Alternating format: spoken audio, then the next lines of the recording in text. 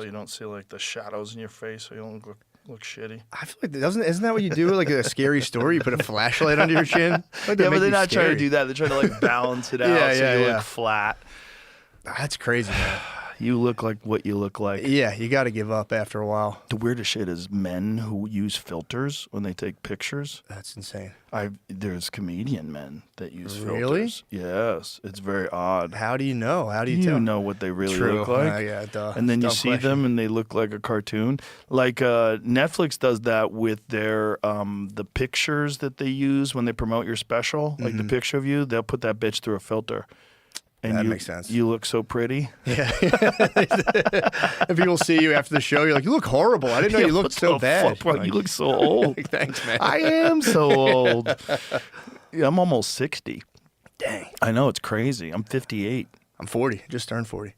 Those are real numbers. Yeah, I know. You know? I aged, as soon as I had kids, I aged like immediately. You would have thought I literally gave birth. Yeah, well, it's there's lack of sleep. Yeah, that's what got me. Yeah. You know what's really good for that? Creatine. I've been taking it. Yeah, creatine, they say 20 grams a day. Start like with 5 and work your way up to 20 and check to see how your butthole holds up because the seal might be loose. I've ran this experiment, actually. 20 gets my guts going, man. Bro, it does. It does. I don't do 20 in a dose. I do 10 in the morning and 10 at night. I did because I was doing 20 in a dose, and it was just like, everybody out of the pool. I'm also not convinced diarrhea is bad for you. I swear to God, like not shitting for sure, but diarrhea is just like, let's speed this up. Well, isn't that what, is that consumption? What is the disease where you can't stop having diarrhea? Dysentery. Dysentery, that's it. Yeah. Shit. All right. Well, if you can't stop having it, sure. But well, that's like you can't digest food. It just goes right through you and just shit constantly. How you shit starve. Yeah. That sucks, actually. Yeah, it's not good. Once a week, though, that's fine. You know what I used to do? I used to drink kale smoothies in the morning. That was the first thing that I would do. I would throw kale and garlic and like apples and shit in a blender, and that's what I would drink first thing in the morning. Yeah. And boy, that is just like, that clears the pathway. That's like you know when you clear your rain gutters of leaves? Yeah. You get a hose on that bitch and you just fucking blow them off the top. That's what it's like. Yeah, I've done the green drink before. It does get you. I was vegan for like a month, and that was like the biggest dumps, but I actually got hemorrhoids from being vegan. Oh, because on the toilet too much? Because it was just that the turds were so big. I was getting like blown out. I got hemorrhoids from being vegan. Was it taking too long to poop, or was it you just like it was just spectacular? Massive, bro. Yeah, it was spectacular. There were massive bowl winders. It was like twice a day. I was like an adult entertainer, dude. I was like, my body just gave out. Adult entertainer. Well, when you think about it, it's all that fiber that your body doesn't process. But they say that that's what's good for keeping you clean. You know, yeah. The fiber pushes everything out. I'm back on the fiber train now. I was all about protein. Now I'm like, yeah, I need my fiber now. But it's hard to know who's right. Because the carnivore people are like, you don't need fiber. There's no need for fiber. But then there's evidence that fiber's good for you. Yeah, isn't that what your whole microbiome needs to like make the germs or whatever that are good for your brain? I don't know. I get confused as well, but my balance is I eat a lot of kimchi. I really like kimchi. That's a move. I eat that stuff all the time. Kimchi and I eat sauerkraut. That stuff's legit. Yeah, I know that stuff's supposed to be good for you, but yeah, I tried the carnivore and it was like, first 5 days I felt cool, and then like after, I think I made it to 17 days, I was like, dude, if I had just eaten some vegetables with this, I'd be the healthiest guy in the world. Because it was just like, I stopped pooping. Like I was like, this can't be good for me. Well, you don't poop much because there's no fiber. So when you do poop, it's just boop. Yeah, I remember it's this like all little rabbit pellets. And you're like, where's the rest?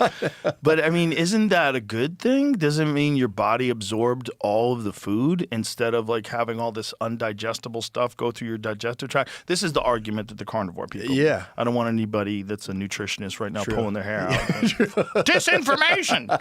I'm just asking. It's a solid question because it's like, does meat get stuck in your body and you need plants to push it out of your butt, or will meat come out of your butt just like plants will? Well, that was the thing that they would always say, that every man when he dies has a pound of undigested meat in his stomach. Yep. Apparently that's not true. Yeah, that was the old thing about John Wayne. Like John Wayne had 50 pounds of beef jerky in his butthole. I've like thought about that since I was a little boy. I've been wondering like how much are they going to find in me? Yeah, I don't think that's true. So it's not the case. No, John Wayne just had a gut from probably beer. Yeah, Beer and pasta and bread true. and, normal American food. Also, he was. I mean, what was his heyday? Like 50s, 60s, or 60s? I guess 60s, 70s, maybe.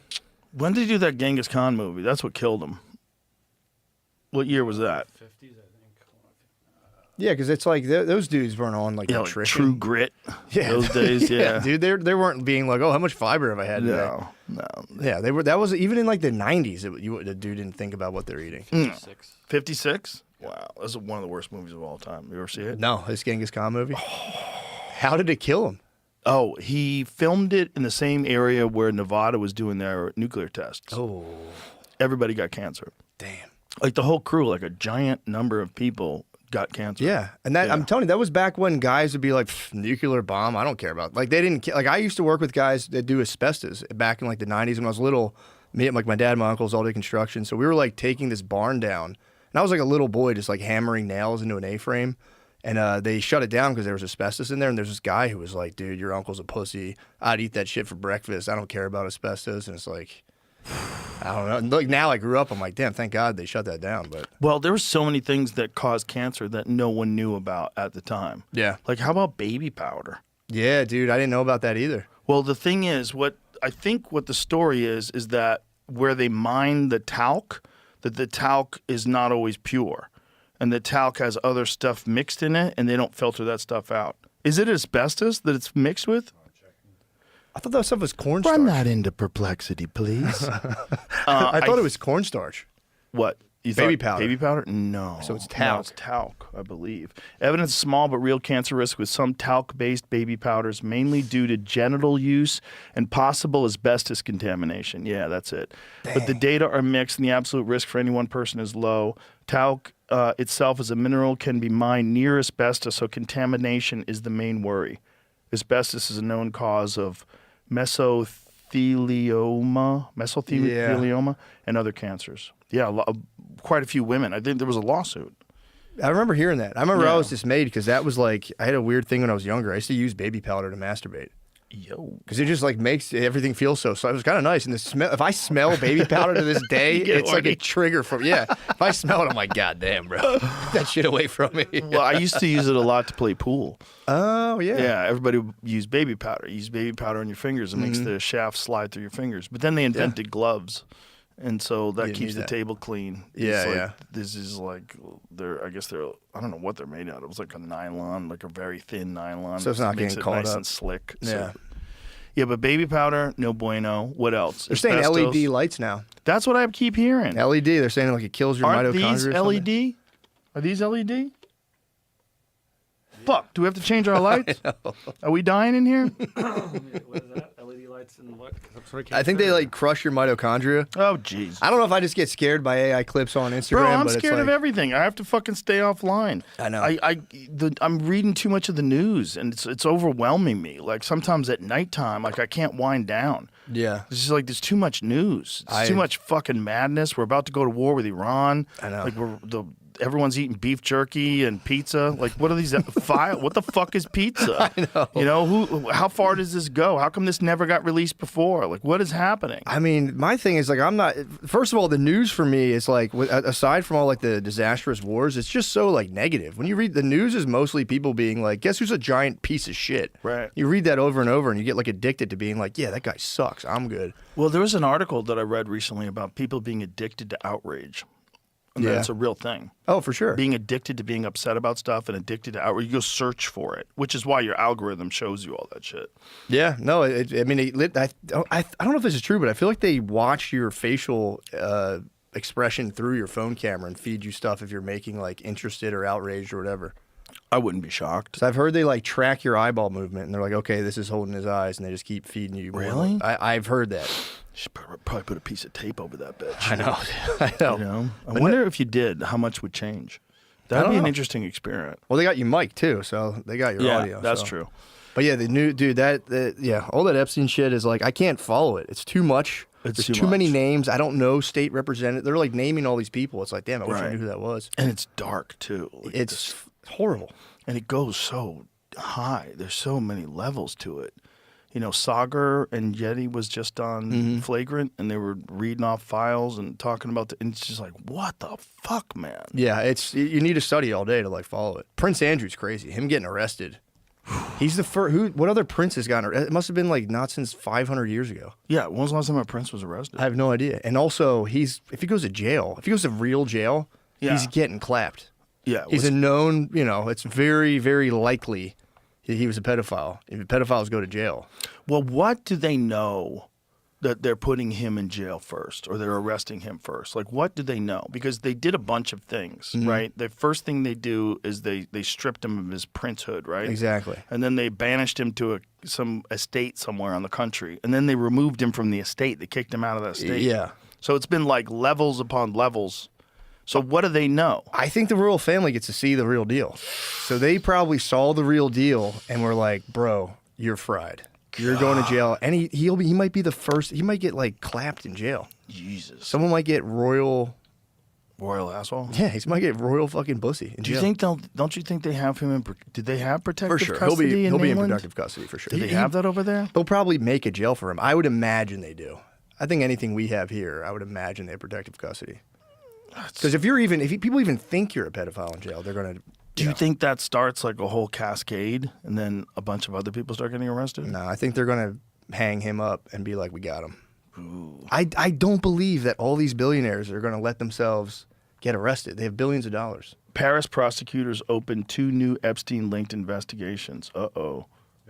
With who? There was, I think it's the Jean-Luc guy. Who's that? A co-conspirator. He was also He died in custody in jail. Oh, God damn it, not again. So they've reopened the investigation on that. And somebody else, I think, that they just found out that was high up in. I lost it here. How did he die in jail? Officially? Yeah.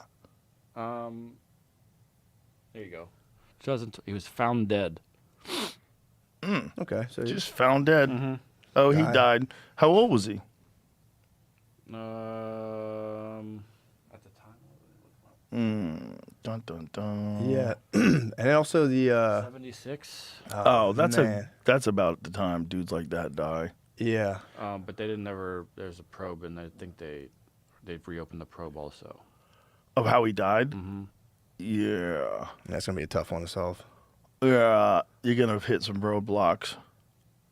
I wouldn't be surprised if somebody whacked him. We were just talking about the guy that Epstein was in jail with, which is crazy. Like, if Epstein is alive, some people think he's alive. Some people think they scooted him out of his cell, switched a body double, killed that guy.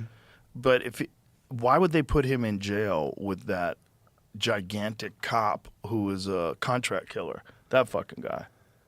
That's one picture. Show me the picture of the tank top picture. Yeah. That's the one. Whoa. Bro, look at the size of that guy. And this guy was a cop who was a dirty cop who was killing drug dealers. Yeah, I mean, maybe that was the plan. Be like, all right, we'll put him in here. It'll Right. sound good if this guy kills him. Like, oh man. And then 18 days before he died, he complained that his cellmate tried to kill him. What? Yeah. See if we can find The different guy? No, Epstein did. No, I'm saying was he complaining about the murderous cop, or is this Yes. a different guy? Yeah. That's crazy, dude. Yeah. That's crazy. Yeah. Also, how did he try to kill him and not kill him? That's what I was just going to say. What the fuck are you talking about? Epstein slipped away and just like sat in the corner. I mean, maybe he screamed loud enough and the guards came. Yeah, but they would The night separate Jeffrey them. Epstein claimed his cellmate tried to kill him. So he laid in a fetal position on the floor of his jail cell, unresponsive with an orange fabric noose. Oh, this is when they found him. 18 days before Epstein's death, he wasn't breathing. His eyes were opening. Oh, so this was when they found him. Oh, they found him in the fetal position? Oh, no, that's with the orange fabric noose. That's when they found him dead. Okay. 18 days before Epstein. No. Okay. So it is saying that. So it's saying that he had an orange noose tied around his neck 18 days before he died. What? What? What the fuck? What? So, July 23rd, 2019, 18 days before Epstein's death. He wasn't breathing, his eyes opening and shutting occasionally, but he wouldn't or couldn't respond to officers' questions and commands, according to a confidential corrections officer's memo obtained by CBS News. They hoisted inmate 763188054 onto a stretcher. Officials have repeatedly said Epstein's death, eventual death by suicide, was foreshadowed by this earlier alleged attempt. Former Attorney General Bill Barr reiterated that claim in an August closed-door deposition before the House Oversight Committee, which released the interview transcript last week. Barr, who did not reply to questions from CBS News, said in his testimony he knew about the July 23rd incident, which he viewed as an attempted suicide. Barr said he considered it indicative of Epstein's state of mind. But jail staff memos, other never-before reported documents obtained by CBS News, as well as interviews with more than a dozen people who interacted with Epstein before and after the incident, reveal a murkier picture than the one depicted by Barr. The new documents have surfaced amid persistent speculation over Epstein's death, despite official conclusions that he died by suicide. So he's laying on the floor, and his bunkie is screaming, "I did nothing. I banged on my door to get him out of my cell," the source said. Corrections officers carried Epstein to a cell on a different floor as he remained unresponsive. Was it the same cop, the contract killer cop? Yep, right. He told them he thought he'd been attacked by his cellmate, an ex-cop who was awaiting trial on 4 murders. But they're saying that was an attempted suicide? Well, they tried to frame it as an attempted suicide. No, I would imagine he doesn't have a way to contact the outside world and just tweet about this. Yeah. Right? He can't make an Instagram video. Hey, guys, this guy's trying to fucking kill me. Yeah, true.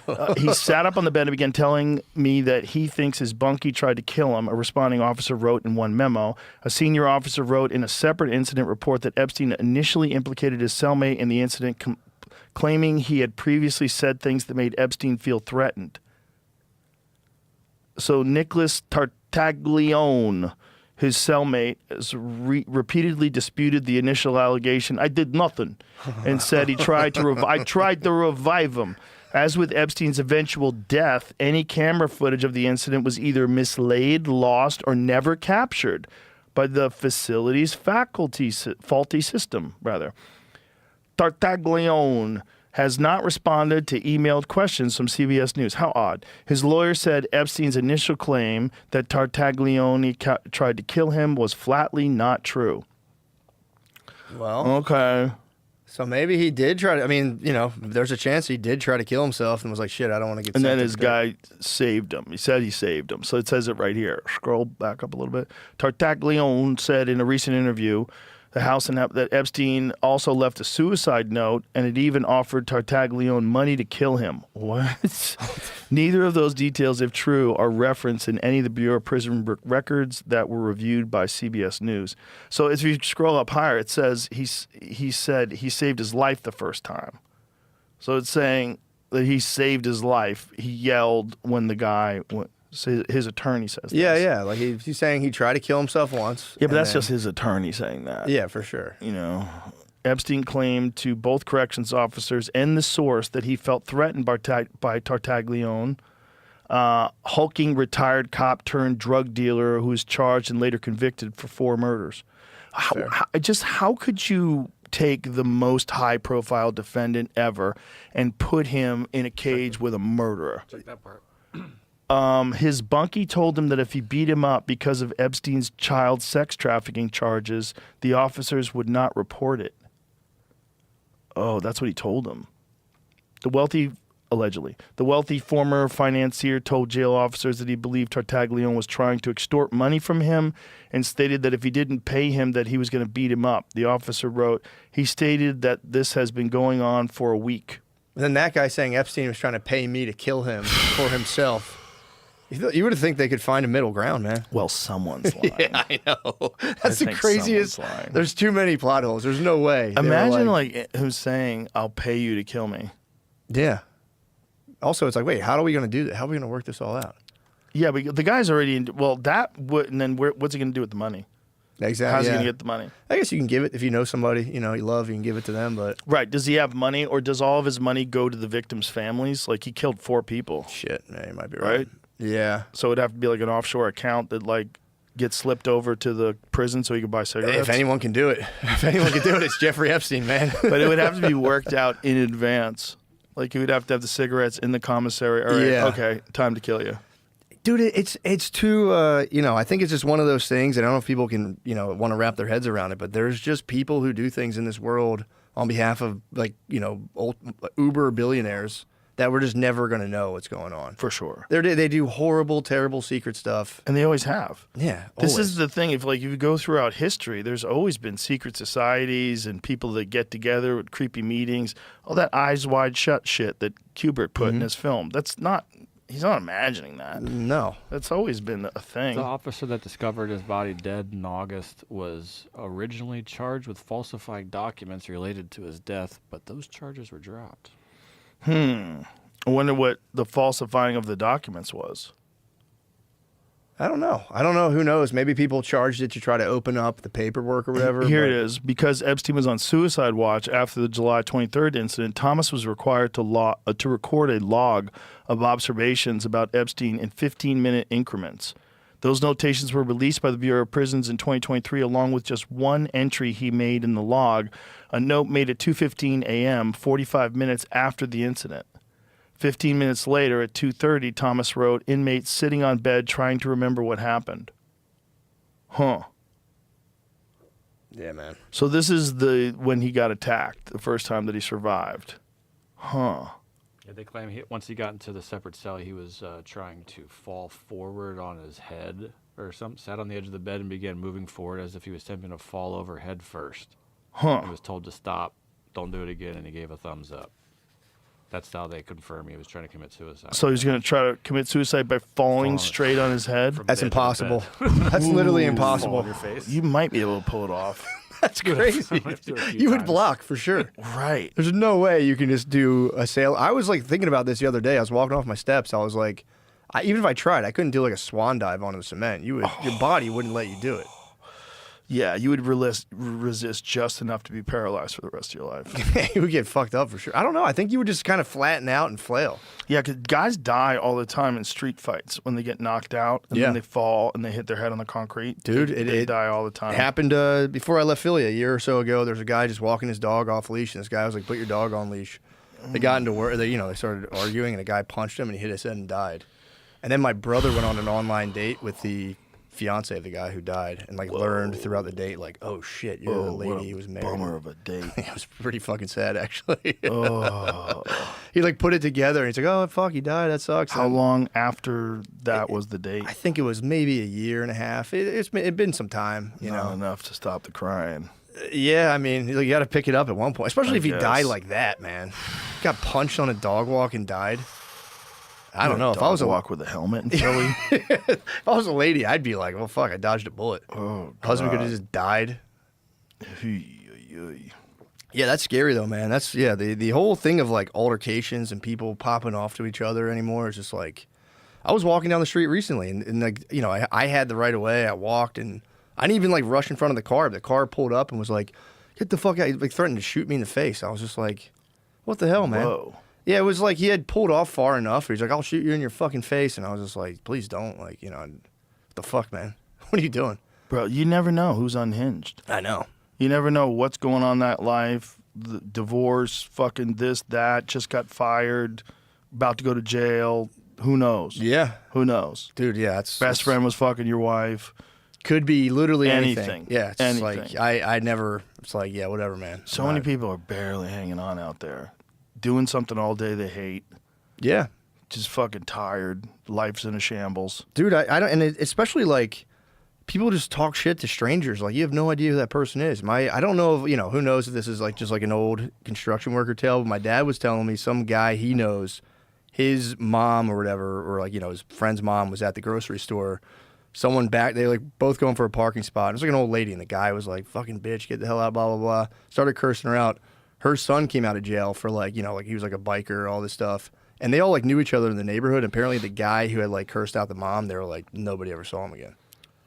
So if that's true, it's like, gee, I always think about that. I'm like, Yeah. dude, that's you just can't be. You shouldn't yell at an old lady anyway, but you just have no idea who you're dealing with. Right. Just might as well chill. Well, that was one of the creepier things about the Epstein emails or the files, the data, was that he ordered 330 gallons of sulfuric acid after he'd been indicted. What does that do? Dissolves bodies. Oh, no. Yeah. So they were trying to speculate that like maybe that was for his desalination system that he had. He had like a water system. Some sulfuric acid cleans it out. But then Jamie looked into it. He had only ordered it like once before ever, but never that much. Yeah. That's terrible. Also, he lives near the oceans. Like, why wouldn't you just go in the ocean? Just What you do gotta you get mean? rid of bodies. You live on an island. You just go out the water. Yeah, but they could find it. Yeah, I guess so. Yeah, they might find it. Yeah, You can't have that. true. Especially if you have enough that you need a bunch of acid. Do they have a lot of sharks down there? I would think. Yeah. Like the Bahamas, right? It's like Bahamas area. Yeah, I would think so. There's like sharks in Florida. I was just in Florida's a lot of sharks, Yeah. especially bull sharks. Yeah, exactly. I was swimming. I brought my friend with me to do shows, and he was like, I'm worried about sharks. I'm like, there's no fucking sharks out here. And we got back, and the Uber driver was like, yeah, this is like shark season right now. I was like, oh, fuck, my bad. Shark season? Yeah, I think it's the bull sharks. They see them all the time down Bull sharks are scary. They're the ones that they think are responsible for the murders in New Jersey that inspired Jaws. there. Really? Yeah. How Do you big? How big do they get? They don't get as big as like great whites, but the thing about them is they can swim in fresh water. Eesh. So those those deaths by Yeah. shark in New Jersey in like the early 1900s, they were in a river. What? Yeah. So these people were swimming in a river and they got killed by sharks. Yeah, you would never expect it either. Bull sharks are like very aggressive too. Are they really? Super aggressive. They there's the Florida Keys, like guys fish off the piers down there, and it's really great fishing. But if you catch a big fish and you're struggling to get it on the line, most likely a shark's going to kill it. Really? Yeah, most likely you're going to get it bitten in half. There's like tons of videos of guys pulling in fish and the shark just snaps it in half while they're pulling it in. That's terrifying. They're man. all over the place down there, dude. I went to Turks and Caicos. Me and my family went down there. My kids, we went snorkeling, and the guy takes us out, and he's like, "Hey, we got in the area where we're gonna jump in." He's like, "Hey, there's some baby sharks out there, but they're not gonna bother you." So I'm like, "What the does fuck?" that mean? Exactly. And I've had fucking like 2 and a 4-year-old with me, so I jump in. I'm like, "Let me suss it out. I'm gonna go see." Dude, I go down, and like, these were like, they weren't like 18-foot sharks, but they were like 5, 6. They were like big enough, but they were 40. Like, it was like probably 40 feet deep, and then they were like at the bottom, but then another 50 feet away. And I was like, bro, I'm not bringing my kids in here. Yeah, I'm trying to find this video that my friend Adam sent me of sharks in Florida. Because I always give him shit. He lives in Australia, and I always give him shit. Like, bro, you live in a place that's filled with monsters. What the fuck are you doing? It's like, because it's true. Florida has a lot, but Australia has more. Australia has saltwater crocodiles. They have great whites. But he sent me this video. And it's like, this is in America, mate. And it's these guys are throwing. God, I can't find it. These guys are throwing fish into the water. Right? No, I'm not gonna find it. They're throwing fish into the water right next to the shore, and it's just sharks, like piranhas, just smashing. And they're like off a dock. Dude, they're just like throwing fish scraps in there, and the sharks are apparently used to it. I guess. That's terrifying. Yeah, Dude, Oh, here it is. I found it. Nice. Here, hold on. I'll send it to you, Jamie.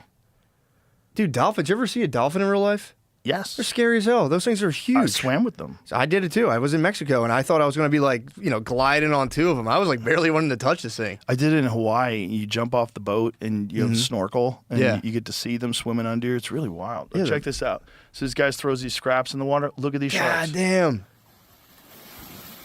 Look at these things fight for this. How crazy is that? Look at these things fight for this. Look how many of them there are. Yeah, Bro, that's crazy. look how big they are. Yeah, more than big enough to take your legs All off. right, go ahead, Dick Wagon. Throw it in. Go ahead, dick wagon. Why? I'd be so mad if I was his neighbor. I'd be like, dude, I'm trying to paddleboard, man. Well, I think this is just what they do every day, which is why the sharks are there in the first place. I think when these guys get there, when they fillet the fish, they have the Yeah. bodies. They just chuck the body overboard, and these sharks just destroy it. Yeah. How spooky is that? It's terrifying, dude. Yeah. That's absolute- Florida. That's That's crazy. Where's Florida's- Marco Island? I don't know. Where It's is that? Where's Marco Island? It's probably the Keys somewhere. Probably. That's awful. Florida's filled with monsters. Like that Yeah. whole thing that they're doing with ICE, where they've got that alligator Guantanamo. You know, they built a Guantanamo for detainees, and then they surrounded it with alligator country. Like a cartoon moat? yeah. That's fucking crazy. Check this out. Okay, so where is it? It's like opposite of Miami on the. Oh, okay. Okay, so like the it's west. not the Keys. It's just Florida. Crazy. Damn. So they have like a classical moat with alligators around Well, it? it's not essentially a moat. Was it an island, I guess? How did they do it? Did they build an island down there? Is that what they did?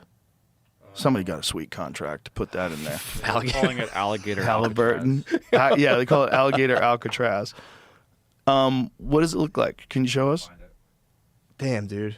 Alligators in Florida are everywhere. They Yeah. say there's not a standing body of water that doesn't have an I alligator. know. My friends were just at Disney World, and they said they're like, is there alligators around here? Like, yeah, we flush them out all the time. One killed a kid a few years back. I heard about that. Yeah. Just reached up and just snagged Bro, imagine your little toddler at Disneyland, just saw Cinderella, having a good time. him. That's got to be fast pass. That's fast pass for life, though, for So the here rest it of the is. family. So that is all the Everglades. And the Everglades is just filled. Like, if you go walking, like, I'm out of here. Fuck that. Like, something's probably going to get you. no. The Everglades are so fucked because it's not just the alligators, it's also the pythons. There's giant pythons. Fuck, dude. AI so ruthless. That's fucking. Alligators with ice hats on. Dude, the pythons are another. Because they catch you while you're sleeping. So you lay down to sleep and you just wake up and you're just. Are there fucking more toast. pythons in the Everglades than there are anywhere in the world? No way. Because there's 500,000 of them, they think. Did you ever hear about Snake Island in Brazil? No. Dude, there's an island in Brazil that I guess like whatever, tectonic plates or whatever moved, and it used to be connected to the mainland. It went out, and all the snakes just got stuck on there with no natural predators. So what do they it's- do? They just eat Dude, each other? yeah, they just fight and eat each other. And there's apparently a snake like every meter you move. There's at least one snake. What? Dude, the images are terrifying. They're like just piled on top of each other. There are not more pythons in the Everglades than anywhere else. The Burmese python's native range in Southeast Asia from India to Indonesia supports far larger wild populations, though exact numbers are hard to quantify due to their vast habitat. Everglades context, Burmese pythons are invasive species. Florida Everglades with estimates ranging from tens of thousands to 300,000 individuals across southern Florida, concentrated in Everglades National Park where their density is notably high. Population exploded from a few snakes in the 90s to enveloping much of the region by the 2020s, driven by the release from pet trade and events like Hurricane Andrew. Yeah, they had Hurricane Andrew apparently blew down a facility where they were studying pythons. No, and that's how they got And a out. bunch of them got out. And then there's also people with pets, just assholes in death metal bands. Yeah, they just dropped them. Yeah, they just dropped Well, that's how we there's whatchamacallit, parakeets here. They're like Right. they're an invasive species, and they think that happened too. Someone just like let their parakeets out. Sure. And now they're a problem here. That's iguanas in Florida, too. Yeah. You know, they sell canned iguana meat in Florida now. Really? Yeah, a buddy of mine lives in Florida. He just sent me this. He sent me, he was at the supermarket, and they have iguana meat. Probably not Yeah. bad. Dude, I'm telling you, the Snake Island, I was like, I thought it was fake. My wife was telling me about it. I'm like, dude, you got tricked. This has to be AI. I looked it up, and it's like, it's a real thing. Let me see that iguana meat. Yeah, I'm sending it. I would to eat. you. That would probably be good. I've eaten gator before. Gator's not bad. This might be fake. I think it is. There's a. God damn it. I'm googling it. There's a pizza restaurant that got in trouble for serving it, Really? but nothing else is popping up about canned. They got in meat. trouble for serving it? Yeah. Did they tell people they were serving it? So. You know, because people eat them. They hunt them and eat them all the time. I was Yeah. watching a YouTube video the other day where this guy was making like stir-fried iguana meat. Well, they get massive. They get Teriyaki. massive. Yeah, and they apparently taste good. Probably. They're aggressive too. If you see them in the wild, they'll like charge after you. They're nasty, man. They're big. Yeah, they're Some of them pretty. get like 4 or 5 feet long, they're huge. which is nuts. That was another animal I encountered in Turks and Caicos. We did the shark swimming, and I was like, all right, I let them like get out of the way, and then we went to this island that was just full of iguanas, and they'll just run up on you. Do you know in Florida when it gets really cold, they just fall out of trees? No, that's Yeah. hilarious. Because sometimes Florida, it'll dip. It'll get into the 30s, and these fuckers just fall out of the trees, like They- stoned. They just freeze and They just drop. freeze, and then they thaw out and come back to life. What? Yeah. Fuck. It's an ancient species. Like, these are ancient creatures. Damn. So I thought they need they're cold blooded and they die. So they can I guess they can just chill and Well, a so freeze. are alligators, and alligators freeze in lakes sometimes with their mouths above the water. They have their nose and their eyes above the water, and they're frozen. There's a bunch of images of these guys. That's awesome. Frozen in lakes. I guess everything just slows down and they just chill. They don't have to eat for a year. What? Yeah, they can go without eating for a whole year. So how much do you think we really have to eat? If bears don't have to eat all winter, alligators can go 1 year. Like, do you think I always think do we have to eat every day? Well, we definitely eat more than any people have ever had, True. except like royals. Yeah. You know, that's why people were so tiny.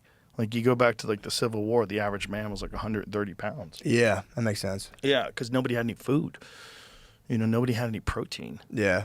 But if you think about like how much we eat morning, noon, and then evening, hunter-gatherers, they got a meal a day. Yeah. You know, like if you got lucky, you had a meal and you ate as much as you could because there's no way to preserve it. And then you went out the next day and hoped you got another animal. Yeah, that's kind of wild. You must have spent like 6,000 calories a day just trying to get one meal. Yeah, and then other than like drying your meat out, there's no way to preserve it. So they Yeah. would make jerky or, you know, like I know in Mexico, some friends of mine went down there and they have this traditional way of taking buffalo and they slice it like really, really thin and then they hang it on like a clothes hanger and dry it out. Really? That's Yeah. all you need to do. Well, that's what they had to do. They had to figure out how to dry stuff because, Yeah. you know, there's no man, how fucking hard life must have been with no refrigeration. Dude, it would suck so bad. Sucks so bad, man. I mean, that's like when you go back to the turn of the century, all the diseases were happening in America. Just think about it. No running water. Everybody's like shitting in holes in the ground outside the houses. There's no ventilation. There's no air conditioning. Oh, yeah, No you're cooked. vitamins. Especially here. How do Yeah. people live in Texas? Hard people, I've been reading. bro. It must have been crazy. Hard people. Yeah, Hard fucking people. I've been reading I'm reading Lonesome Dove right now. It's like an old classic Western. And they just talk about how hot they are all day long. It's just dust in their face. And it's like, dude, that shit would suck. Especially if you don't live near a lake, so you can cool off a little Yeah. bit. Oh, no, there's like, they have like a spring house. And every time they got to get water, there's just rattlesnakes everywhere near the spring house. And it's like, dude, that sucks so bad. There's a great book about Texas called Empire of the Summer Moon. Oh, It's I've heard all of that before. About the settlers encountering the Comanche. Mm-hmm. You got to think, like, if the Comanche, if this is where they lived, and they lived here year-round, like, they had to be the hardest fucking people in the world. Yeah, dude, that would be brutal. Just had to be fucking just tough as fuck. Yeah. Especially when it gets like freezing, too. They have like that 2 weeks where it's super cold. And yeah, that would be. Yep. You never know when it's coming back then either. You couldn't prepare. Like Texas, like right now it's 80. 2 weeks ago it was 30.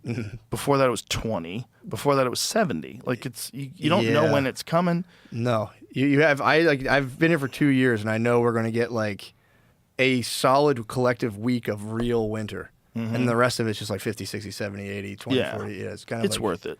I think it's perfect because it gives you just enough cold so you appreciate the warm, just enough, but nothing like where you want to kill yourself. Yeah, I agree. Nothing like there's, Montana winters and Wyoming winters where they last like 7 months. You're like, I don't know if I want to do this. Even regular East Coast winter, I couldn't handle it. By the time I had left, like you don't feel the sun for like at least 3 months. And I remember spring, it would finally like come out, and it's like that messes me up. Like I'd rather it be super hot and sunny than be cold. Yeah. Because you can just like, just figure out, jump in a lake, jump in a pool. You can Well, cool that's off. what flu season's all about too. What? It's not like the flu emerges in the winter. It's just everybody's immune system's low. No one has any vitamin D. That a buddy of makes mine who sense. was a doctor said that he would do tests on people in New York City, and he said so many people would come into his practice that had undetectable levels of vitamin D. What? Yeah, because they weren't supplementing at all, and they Yeah. were wearing winter clothes, and they were never outside, and everybody's sick, and they don't know why. Well, you're vitamin D depleted. Yeah. That's why in Seattle they have a lot of people go in tanning beds and shit. They try to like do something to get, just to get people. because tanning beds will give you a natural dose of vitamin D. That's kind of nice. Yeah, Apparently, isn't it like a hormone more than a vitamin? Mm-hmm. So that's what I heard. It's like not even just like vitamin A or B. It's like something you absolutely need, big time. Yeah, a lot of people are saying you should hyperdose it too, like because the USDA recommended is like 5,000 milligrams. A lot of people are saying like 30,000 is what they take every day. Yeah, I had to do that for a while because I had low vitamin D, and they were like, "You can take as much of this as you want." And I'm like such a baby with medicine. Like I'm like super sensitive to it. It did like absolutely no side effects at all. No, it doesn't You give you said- side you- effects. yeah. But for full absorption, I think you're supposed to take it with a bunch of other stuff. Like I think the recommended is I take it with K2, vitamin K2, and magnesium. I think there might be one other thing that also helps absorption. But like Dr. Rhonda Patrick was on a podcast recently, and she was talking about how vitamin D, someone was taking vitamin D, but they weren't showing any improvement. She's like, were you taking it with magnesium? Mm-hmm. So magnesium apparently helps vitamin D get absorbed in your body. Like there's a bunch of those things that Yeah. like works. Like if you take them without any fat or any food, they're not good. Yeah. But then like amino acids, you have to take them on an empty stomach. It's like you got to know what you're doing. That's true. Yeah, I have like a paste. It's like a goop that's like fatty, and I just put it on a spoon and take What it. is it? Just vitamin D? Fatty? Yeah, it's vitamin D. It's like a liposomal thing. Oh, you put it on a spoon? Yeah, I just eyeball it. I'm like, that's probably about right. I wonder if like liposomal absorbs easier. Mm-hmm. Isn't that the whole idea about Yeah, it? it's paired to a fat, and it kind of Right. I wonder if that you don't need as much, like, or you don't need vitamin D or K2 rather. Well, I don't know, but I was low, and then I'm not now. So I'm like, maybe it worked. Maybe it was the fact I was Well, outside. I don't know. I'm sure it works. Yeah, Yeah, it's just like, does it work optimally? That's the thing. yeah. It's like just taking it alone is definitely going to be better than not taking it at all. But they think that for maximum absorption, what are the things that you should take with vitamin D for? Put that in perplexity. The things you take with vitamin D for maximum absorption. It's hard to remember all this stuff too. That's part of Yeah. the problem. Like I'll hear it on a podcast. I'm like, yeah. I know. Go back home. What the fuck did Andrew Huberman say?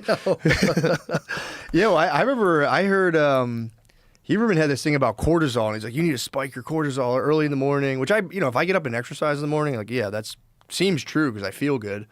But then I was like, I can't have caffeine anymore. I had to get off completely. Really? Dude, I can't have it. I'm like super sensitive to it. If I had a cup of coffee, what time is it right now?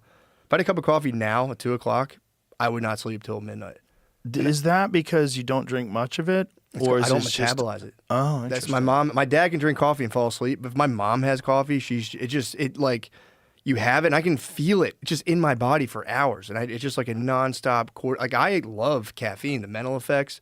My body just can't stand it. Have you ever tried nootropics like theanine? I've done it all. or Theanine. acetylcholine. I'm not acetylcholine, but I've taken L-theanine with it, which helped a little bit. But then I'll just drink more coffee because no, I don't mean with coffee. I mean by itself as like a little bit of a pick me up.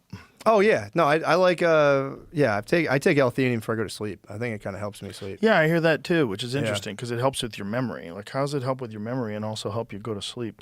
I don't know. Here it says vitamin D is a fat-soluble nutrient, so pairing it with dietary fat maximizes its absorption in the gut.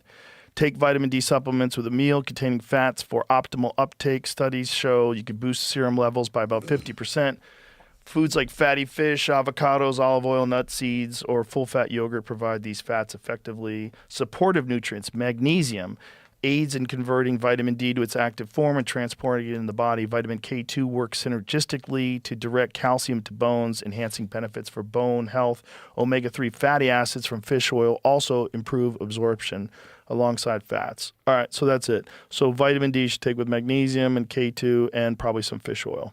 Nice. There you go. I was eating it after breakfast, so there we go. I was getting my fats. Yeah. But yeah, the caffeine for me, I can't everyone's different, but I can't have it. Like I could drink 2 double espressos and go to sleep. That's crazy. So Yeah. here's my thing too. I stopped I didn't start really drinking caffeine all the time until I had kids.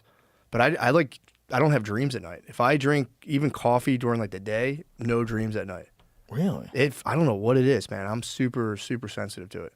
Well, a lot of people that stop smoking weed say that they get wild, crazy dreams.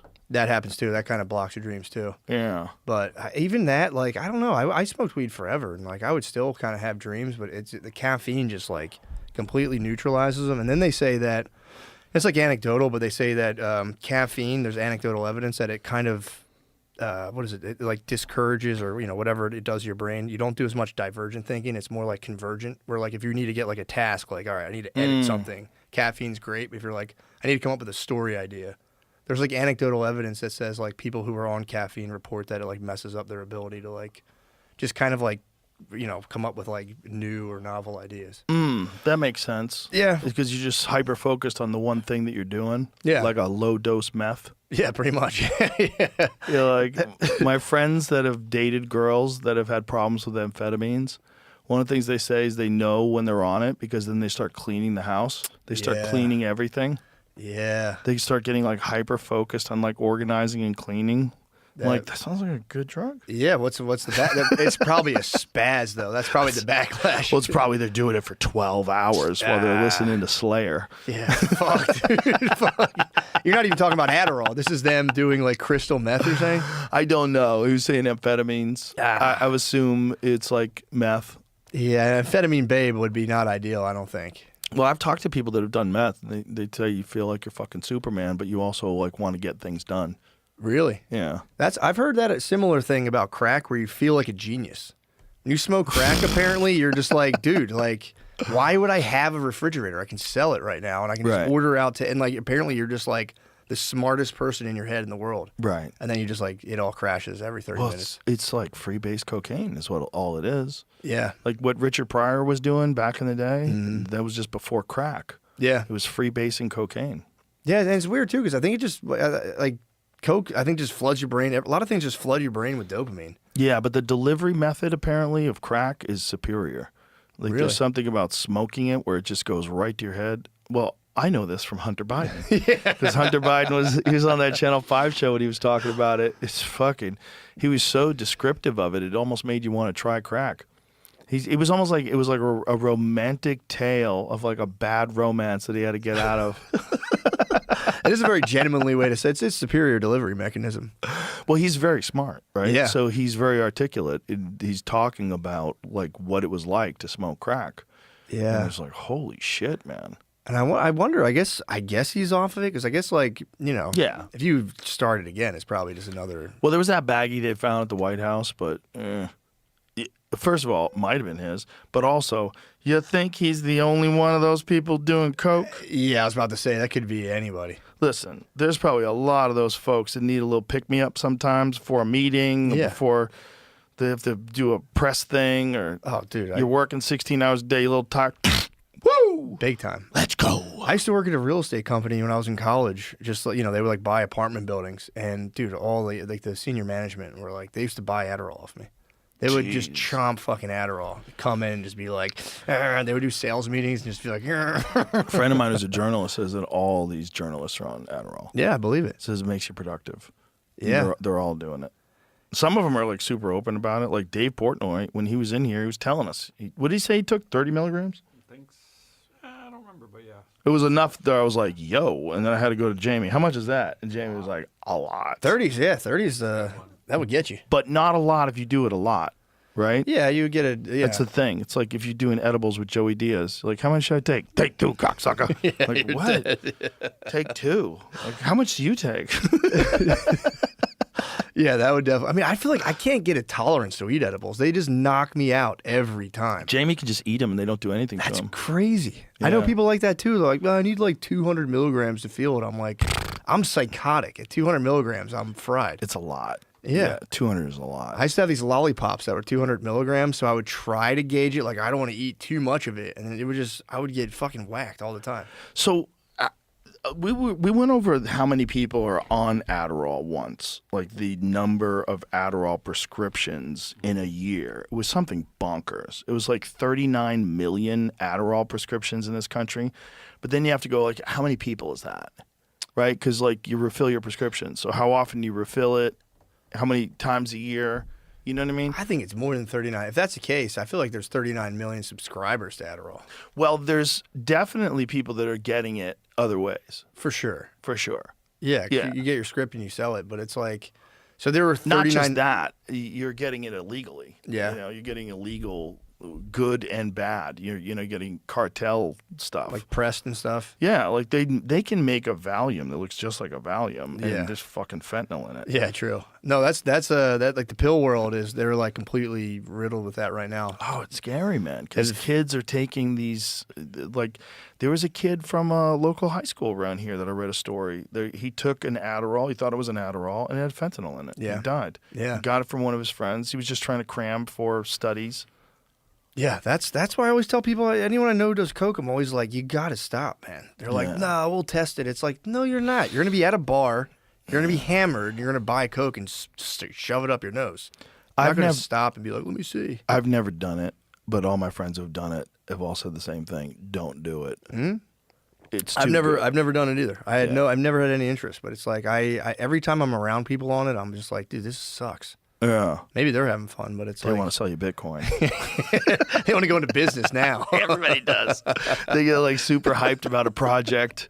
They want to bring you in. Well, that's what I think. I guess that's the way it was explained to me. You just feel like you have accomplished something major. So you just like snort coke and you're like, I am the best ever. It's like, why? I don't know. Yeah. Joey Diaz used to say that you can't go on stage with that. Yeah, I can see that. It's the worst. He goes, you have no feeling. You don't feel for the crowd. Yeah. That's how I feel, but I can't drink and go on stage because I'm way too confident. If something doesn't land, I'm like, fucking whatever, pussy. Like, I don't care, and I just do so bad. Yeah. Yeah, it's a weird fine dance that people do with substances and performing, especially if you're doing like a speed or something, because you can get it wrong. I would imagine. Yeah, you can get your balance wrong. I've heard Adderall does not mix with comedy at all. That's what I've heard, I've heard that people like it's like a weird part of your brain where you're just too lasered in. I've heard people like to use it for writing, though, which I think is weird. I guess. Yeah, I don't know. I know they use it for writing books. Yeah. I don't know if it would be the same for writing comedy. Because, you're talking about, like, coming up with ideas. Mm-hmm. Like, you'd imagine that would be the coffee thing on steroids. Yeah. Right? For me, for writing, like, I like to write. I write books. I like to do other stuff.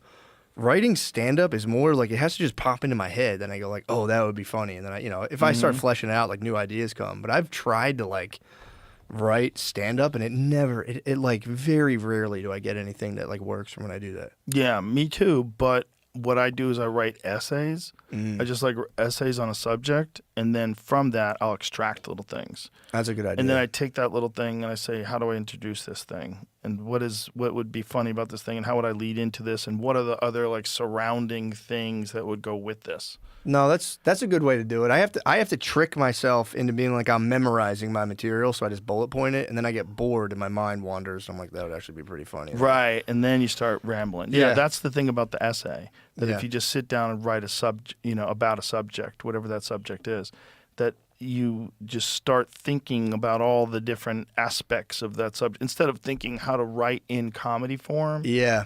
No, that's a smart idea because if I try to write it, then like you try to repeat it, but you wrote it down, so then it sounds like a written thing, and it's like. But even that, in the essay way, it's a brutal process because then you have to take that one sentence or that one paragraph in 1,000 words, and then figure out a way to introduce that where it's not clunky. Yeah. And then figure out what's the funniest part about it, and it's like you have to always know that the first time you bring it out there, it's gonna suck. Yeah. And you have to just slowly but surely trust it to get better and just throw it into the fire every night. But, you have your bits that are going to kill, and you're like, I don't want to trot that one out here. I know. That is kind of is the funnest part, though, to me. Like, when I moved here, I had just, I think I had just put out an hour or, like, recorded. So I had to, like, start with, like, new material, which sucks. You move somewhere, you have new stuff, and you're like, dude, I have only new shit. It's a bad feeling, but it's like it's exciting because you're like you don't know how it's going to go every night. I don't know. I like that. I think it's good. I think it's like we were talking the other day about loss, about failure. Like I was talking with Michael Malice about bombing on stage. I think bombing is good because what happens if you bomb, that feeling, you feel terrible the next day, you feel terrible that night, and then you're like, I gotta fucking get back on stage and really like tighten up my shit. And I always have in the past made big leaps after I bombed. I'm like, I think it's important. Like failure is important. It sucks. You don't like it, but you got to go through that like maybe you got overconfident, or maybe you were in a bad mood, or maybe it was like whatever. Yeah. No, it helps. That's what like motivates me to write stand up. If I bomb, I'm like, all right, now let me like dial it in, because I have like, I'm always doing a bunch of stuff, and like I'm like, oh, I got a show, and I like, you know, organize kind of against the gun. But yeah, a bomb really is like a clarifying. It's good for you, honestly. Yes. It's good to have a bomb. Well, I used to say that to fighters too. You lose a fight, it's good. As long as you get really hurt, it's good, because you like that feeling. Go home with that feeling and think about all the stones that you left unturned, all the times we skipped road work, all the times we skipped strength and conditioning, all the times you're half-assing it in the gym. That guy didn't do that. He just beat you. Now you know. You know, like you have to understand that there's levels to these. There's levels to dedication. There's levels to competency, and you know, a good loss is good for you. Yeah, and it kind of like, you know, again, if you have your tried and true and you're just going on stage, oh, it's working night after night, you just go home and you're like, oh, whatever. But yeah, when you bomb, it like, for me, it does something in my brain where like my thoughts start flying. That, you know, whatever that is, just helps me get stuff out there. Well, when I lived in Boston, one of the things that was a real problem was there was these local headliners that had these fucking acts, man. They had 45 minutes of like hammered samurai sword. It was so good, because they had been doing that 45 minutes for a decade and a half. Crazy, dude. It was so good. Their timing was so good. The pacing was so good. They would crush every night.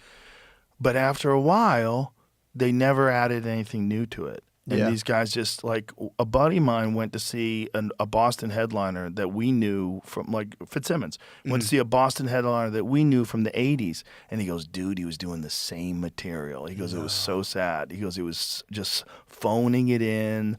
It was barely getting a response from the audience. It was, like, dated references. Because this guy just had an act, and he, like a fucking guy who shows up at the office, he would open up his suitcase, pull his act out.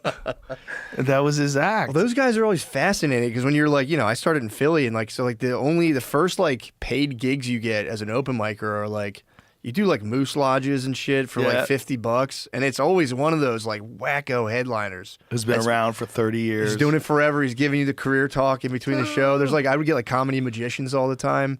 Oh, yeah. And, dude, it was like, those guys would always kind of freak me out. Like, I would open for guys that would talk about, like, floppy disks in, like, the 2000s, and I'm like, bro, what are you doing, man?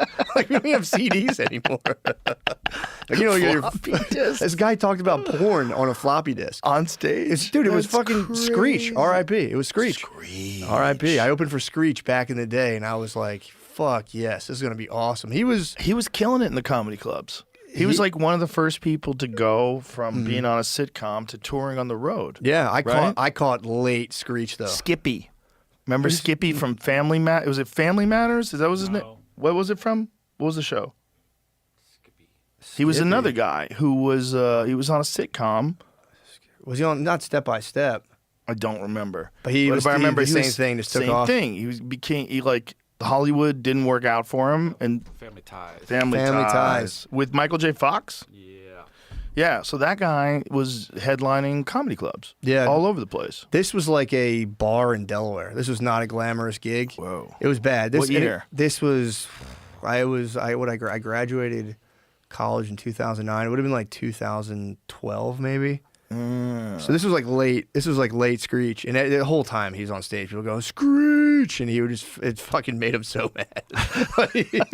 But I remember it was such a funny show because it was supposed to be a lady. It was supposed to host. I was going to feature. It was going to be Screech as the headliner, and the guy who owned the venue just wanted to fuck this lady so bad that he was like, "Hey, I'm letting that lady feature. You're going to host," and he was like, "I'll pay you the same price." And I was like, "Yeah, whatever. I don't give a shit." So he paid me, and I had been, I'd been doing stand-up for a couple of years, so I was like kind of sharp, especially for like that bar show. And this lady, she had never done stand-up before. This was her first time. So this guy fucked her over. He thought he was doing something nice for her. She sat there for all of the 20 minutes and read out of a giant notebook, and just fucking like completely in horrific, like a first-time stand-up doing 20 minutes, completely bombed. And I remember Screech was in the back with me, and he's like, "The fuck is this?" I remember he was like bragging, being like, "Dude, they gave me $8,000. I don't give a fuck about the show."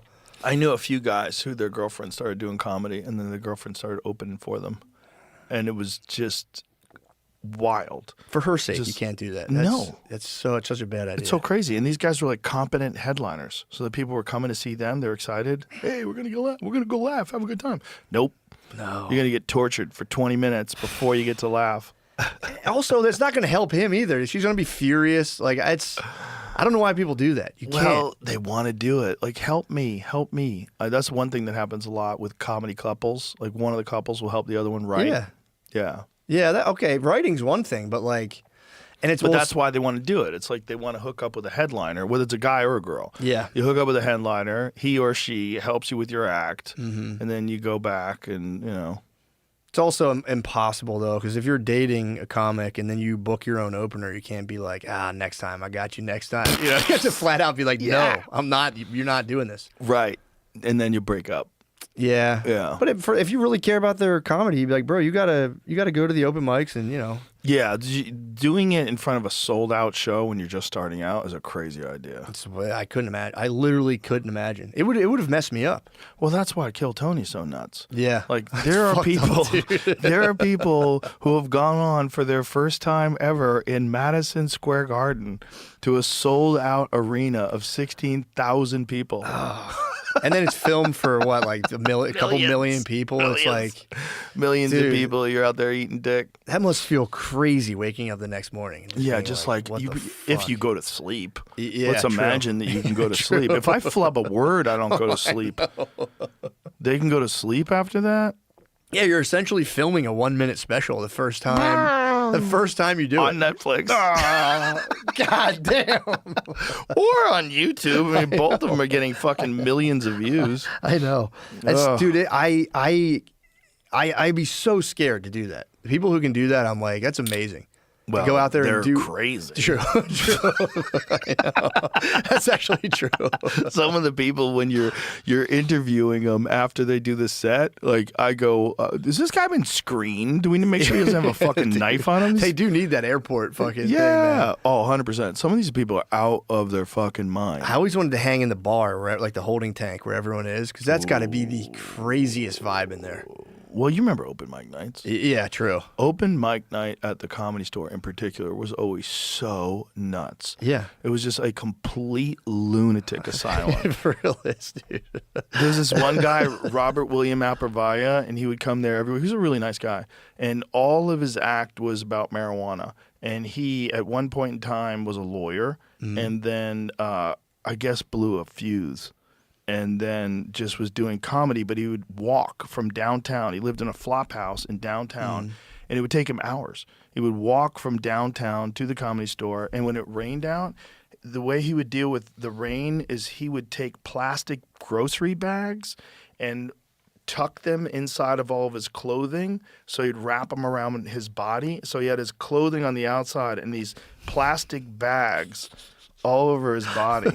That's so fucking funny. The clothes were on the outside, Yeah. so he let his clothes get wet, but his body would be dry. Well, he couldn't figure out how to put it all outside of him. Okay, that So makes- his solution was just cover his skin and keep him from getting wet and cold, which I guess would work. It'd probably keep you sweaty too. Yeah, you'd sweat, yeah. Yeah. So he was like a staple, and he would go there every night, late at night, and he would be like one of the last guys up at open mic night every week. Whoa. Yeah, and just was insane. Like you couldn't shake your hand, couldn't touch him. He was always Yeah. nervous that everybody hated him, and so he'd like be scared. And I became friends with him, so he was cool with me. I'd talk to him. But like one time I tried to give him knuckles. I'm like, oh, sorry, I forgot. He just Like, wouldn't. He, He wouldn't. wouldn't. Yeah, He would like mumble and look at the ground, like sorry. Yeah, Like that's. he was legitimately cooked. Yeah, he was whacked. whatever was going on. Ah, fuck. Yeah, but he was a lawyer. And he just. Blew a fuse. Jesus Christ. It man. happens. Yeah, it does. No, there's. Yeah. You forget, like, well, at least I did, because doing the open mics, it's like, it is like a complete freak factory. A freak But factor. you're like, it's steeped in that so much for years. And then I remember when I finally stopped going to open mics all the time, I was still in Philly and I like just took a break from the open mics. I would go do shows and I was like, let me go to the open mic. It'd been like 6 months and I was like, I'll go to one, try stuff out. I like got in, I'm sitting behind the area. I was in like Philly Helium, just sitting there at the open mic.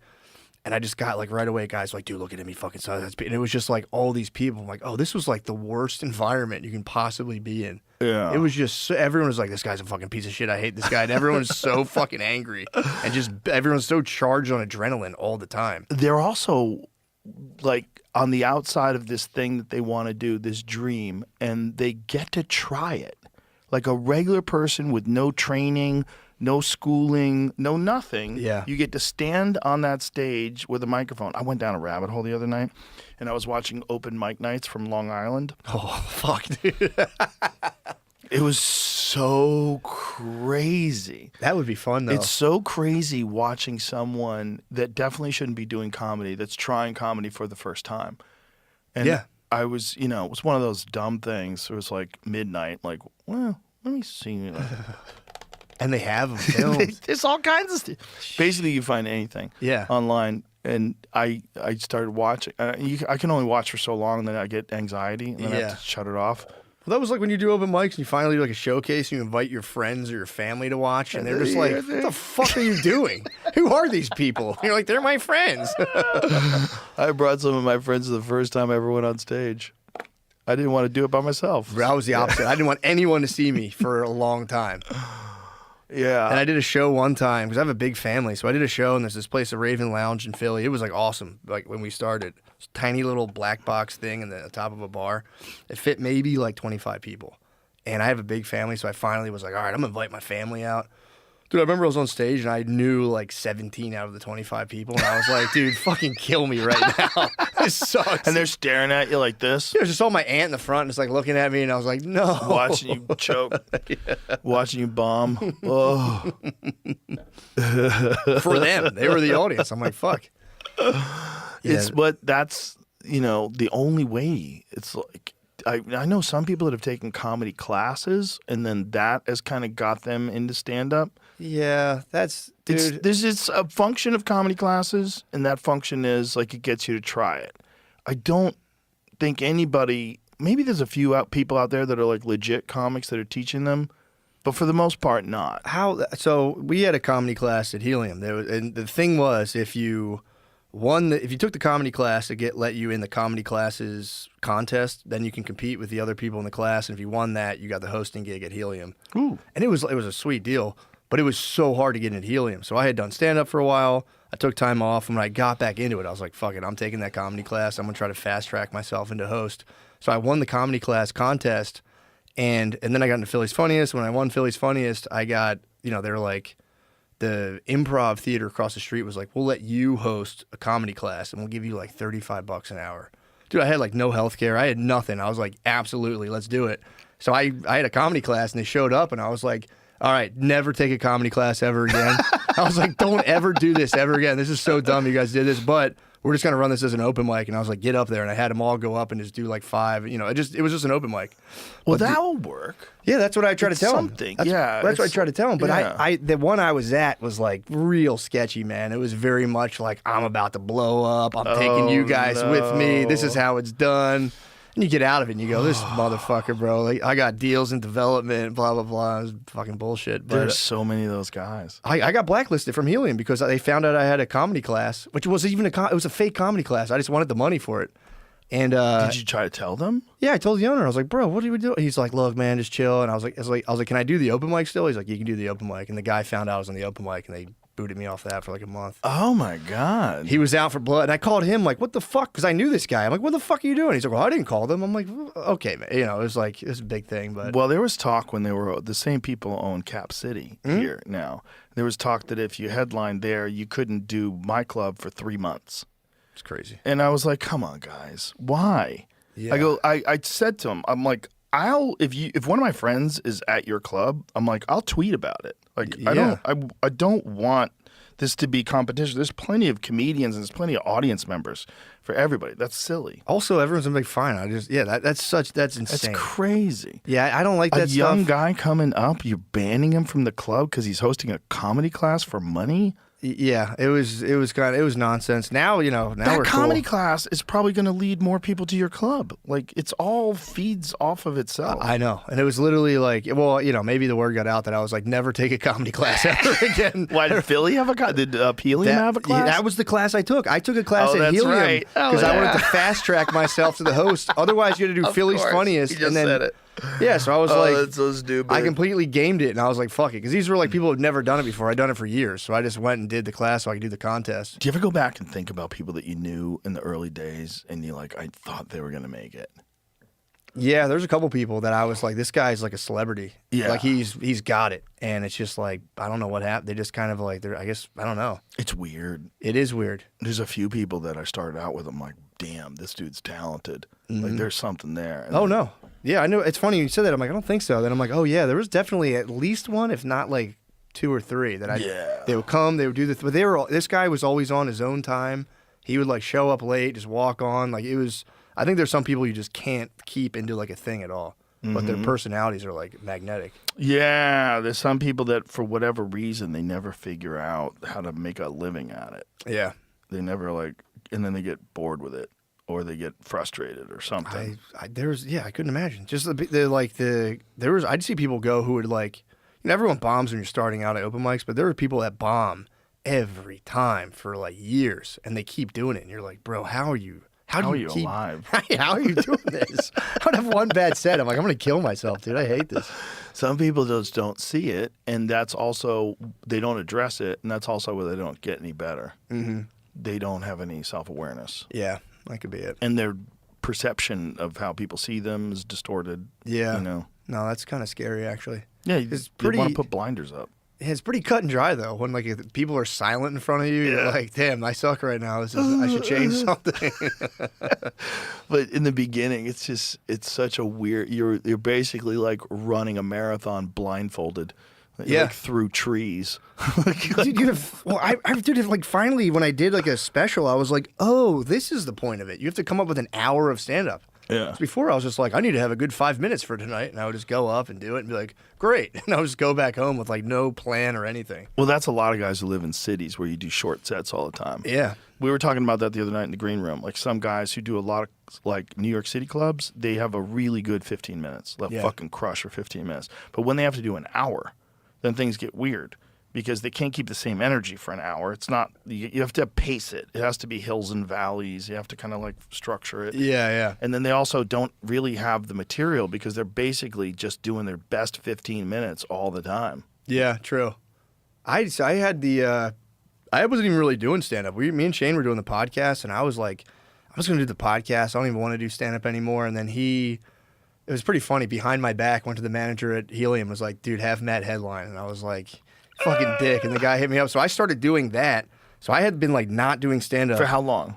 for like months and months and like maybe a year off. And I had like, I went, it was like I would go and try stuff. So then I started doing, when I first started headlining, I would do an hour, have off for like 2 months, do an hour somewhere else. It was the most insane, it like really started fucking with me. Did you have recordings to listen to at Yeah, least? I would record the audio and I would listen to it and then I would like jot down notes and like it was the most insane way to get back into it. That was the thing that we experienced after COVID. There was a moment where I hadn't done stand-up in like 4 or 5 months. Yeah. It felt so weird. And then Houston had stand-up. They had clubs open. And they like spaced people out and put masks on them. I'm like, this is so ridiculous. Yeah. And we were doing shows inside. And I only did one weekend. And then I got super paranoid. I'm like, what if I give it to someone and then they die? Like, Yeah. why am I being so selfish that I want to do these shows? Yeah. So I got to stop. So I had this old lady on the podcast. And my first thought was, what if I have it and I give it to her? Damn, that would suck. I was so freaked out. Yeah. I wasn't even remotely sick. That was what was crazy. Like it was Yeah. just it was a boogeyman. For you know? sure. It wasn't like I'm coughing, maybe I shouldn't come into work. No, it was like I feel great, but what if I have it? I don't know. I know. And I give it to this lady. Yeah, I had my first kid, right? Like March 2020. Ooh. So we got out of the hospital and like a week later I was like holding my face in a grocery store being like, fuck, what the Well, hell's at going least you could be with her when she gave birth then. on? Yeah, that was cool. That was what was crazy. Yeah, I You wouldn't felt let bad. people were dying alone because you couldn't visit them while they were dying. I know, it was insane, dude. It was like, and luckily, when we went in for our second kid, that was like, it was still kind of in the mix. We were able to go in together, but like our nurse, you know, if we didn't have like our mask on, she was like, I don't care. Because I heard people were getting like just like 2 weeks after we had our kid, people were in there like, I got to stay home. My wife's in there by herself, blah blah blah, and it was like. It's a disaster. But even navigating that was crazy because it was like, you know, I'd tell my wife, like, well, I want to go do this. She's like, well, what if you bring it all to all of us? And it was just, I remember just at one point being like, then we're all going to fucking get it, dude. I don't know. Like, I did the numbers. Like, I think this affects older people or, you know. What time was this? This would have been March. It was like March 2020. And then, like, the next 6 months, because I would like go try to do stuff. She's like, if you go outside, we're all going to get sick. I was worried about it. I wasn't really confident that people weren't going to get really fucked up by it until like a few of my friends got it and got over it. Yeah. And then my family got it and I didn't get it. And I thought that was crazy because I tried to get it. Like I didn't. I hugged my kids. They were laughing. You're going to get COVID. I was like, I'm not going to get it. And part of my head was like, boy, I hope I don't get it. Yeah. But I never got it. I worked out and I didn't feel so good. And I said, let me just go through the paces today. And then I worked out the next day. Same thing. I'm like, I don't feel so good. I feel like weak. So let me do like my kettlebell routine with like 35 pounds, just easy. Don't push it, just a couple sets. And so I did that 2 days in a row. And then the third day I went to the gym. I'm like, how do I feel? And I'm like, I feel fucking good. Like I feel great. Like nothing feels wrong at all. And I had a full workout and I felt fine. So I was like, all right, I guess I didn't get it. Yeah. And I went and got tested to see if I had antibodies, like if I had recovered from it. Nope, never got in there. Yeah. I had sex with my wife. She was coughing and shit. That's awesome. That's such a fucking beast move, dude. She was like, you're going to get it. I'm like, let's find out. Let's find out. That is a beast move. No, I don't know. I'm like terrible at math, but I remember looking up like how likely is it to die from this? And it was like 0.00001 something. I was like, I'm fine, man. I know, but there was so much propaganda. And it was like, the thing was, we were in the middle of doing podcasts and we tested everybody when they show up, make sure that nobody has it, tested all of the employees, security guys, everybody that works for me. Everybody got tested every day. Yeah. We'd show up, we'd be separated, nurse would come with a mask on, test everybody, and then once we had the results, then we would allow the show to go on. Yeah. So I was like, I can't fuck this up because if I fuck this up, I fuck this up for everybody. Yeah, true. So I got to be careful. Yeah. And I just didn't want my guests. Like the guests were flying in, they were taking a chance. A lot of them were older, you know, like a lot of professors. You know, they're flying in to do this podcast, and I had to make sure. And then someone ratted us out. So the health department showed up at the studio, and they wanted us to have a bag of masks, like right when you walk in. So we had to put a bag of masks right there. We had to put a hand sanitizer thing right there, and then a sign that says like what you're supposed to do, 6 foot distancing, all that shit. I was like, all right. But they were saying that we weren't socially distancing. We saw him hug people outside the front door. That's completely dystopian, man. That's crazy. Yeah, I don't know why. You know what it was? Because my parents were just like, because, you know, the first time we all hung out outside, both my parents were like, bro, this sucks. We're just come inside. We're not doing this. And that was like... Oh, my parents were terrified of it. My parents didn't give a fuck. They were like, yeah, my parents didn't want to hang out with anybody until they got vaccinated. Really? They were real nervous about it. They're older, you know? Yeah. It's like, when you get older, you know, like that's why a lot of these people, like the Neil Youngs and Howard Sterns and all those people that really freaked out about it, they're older people. Yeah. So to them, they're looking at, they might be that 1% that dies. Yeah, you know what I mean? Whereas like you're young and healthy, you work out, you'll probably be fine. You'll be okay. Your wife's healthy, you'll be fine. Yeah. When you're an old person and you smell death in the air already. Yeah. Every day you wake up, you're like, oh, your fucking back hurts. Oh, Jesus, you can barely get out of bed. Your feet are swollen. Like, it could get you. Yeah, it's crazy. I'm surprised my parents are like, you know, I think they're like going to be 70 soon. They were just kind of like, we don't give a fuck, man. Like, it's depends on where you grew up. I think that's what it was, man. They were just kind of like, you know, they're all just like, fuck that. You know, it's bullshit. No matter what it was, they were like, it's fucking bullshit. Yeah, if you grow up hard, you're not worried about a cough. Yeah, they weren't. I remember I finally got it. And it kind of like rocked me. The first day, I had talked so much shit, and I got it. And I was like, bro, if I die, this is going to suck so bad. It's like, but we got it. My wife got it 2 days later, so then I had it, you know, we had like a little kid, so I had to like, we just switched off. I kind of was like recovered enough, so our kid never got it. Was around us. kids can go right through it. My both of my kids got it, and they just burned through it. One of them had it more, but she's like a little more sensitive. She was pretty sick for a couple days. Not like scary, but like she didn't feel good for a couple days. The other one like barely had it. Yeah. It like went right through her. Yeah. The one didn't get it all. The one had like a runny nose. I was like in bed for 3 straight days, just like Hurting. super fever, hurting. Were you taking any vitamins at the time? No, at the time I wasn't living very See, healthily. that's the thing. Yeah. I'm all over the vitamins, and I was Yeah. all over the vitamins then. And my wife back then, I don't think not so much. Yeah. I don't think she did as much. So when I was around everybody that got it, it just never got to me. Yeah, no, I was forgot, and we had like relative newborn kind of situation going on, and it was just That's like, a hard one. Your immune system's going to be crushed anyway because you're getting zero sleep. Yeah, Everybody's like ready to fall asleep at any given time, Well, watching TV. I've never recovered. I'm still ready to pass out. Like I can fall asleep. I go home and I'm fried. I take naps. That was a big thing for coffee. Now I can take naps during the day. I can't take naps when I drink coffee. Oh, I never take naps. Oh, I love them, man. A little siesta. The only time I ever. ever take a nap is if I have to do something really early in the morning. So like if I do a set at night and I'm not home until like 12:30 and like maybe I have to get up at 6 for something, I'll take a little nap. Yeah. Just because for me there's the balance of like what's more important, getting things done, working out, or not getting into a deficit. And for me, it's not getting into a deficit. Because when if I do a podcast and I'm sleepy, I get so mad at myself. I'm like, what are you doing? Like, this is your one job. I know. Be awake and talk to people. Sleeping like a toddler. Just Oh, wow, that's cool. So how long were you in Indonesia for?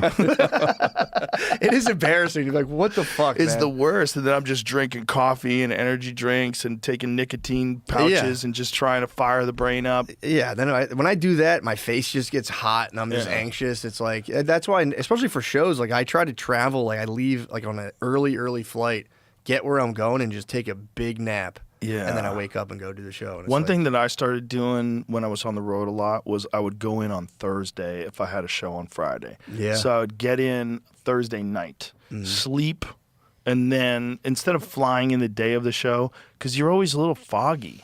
It's hard to.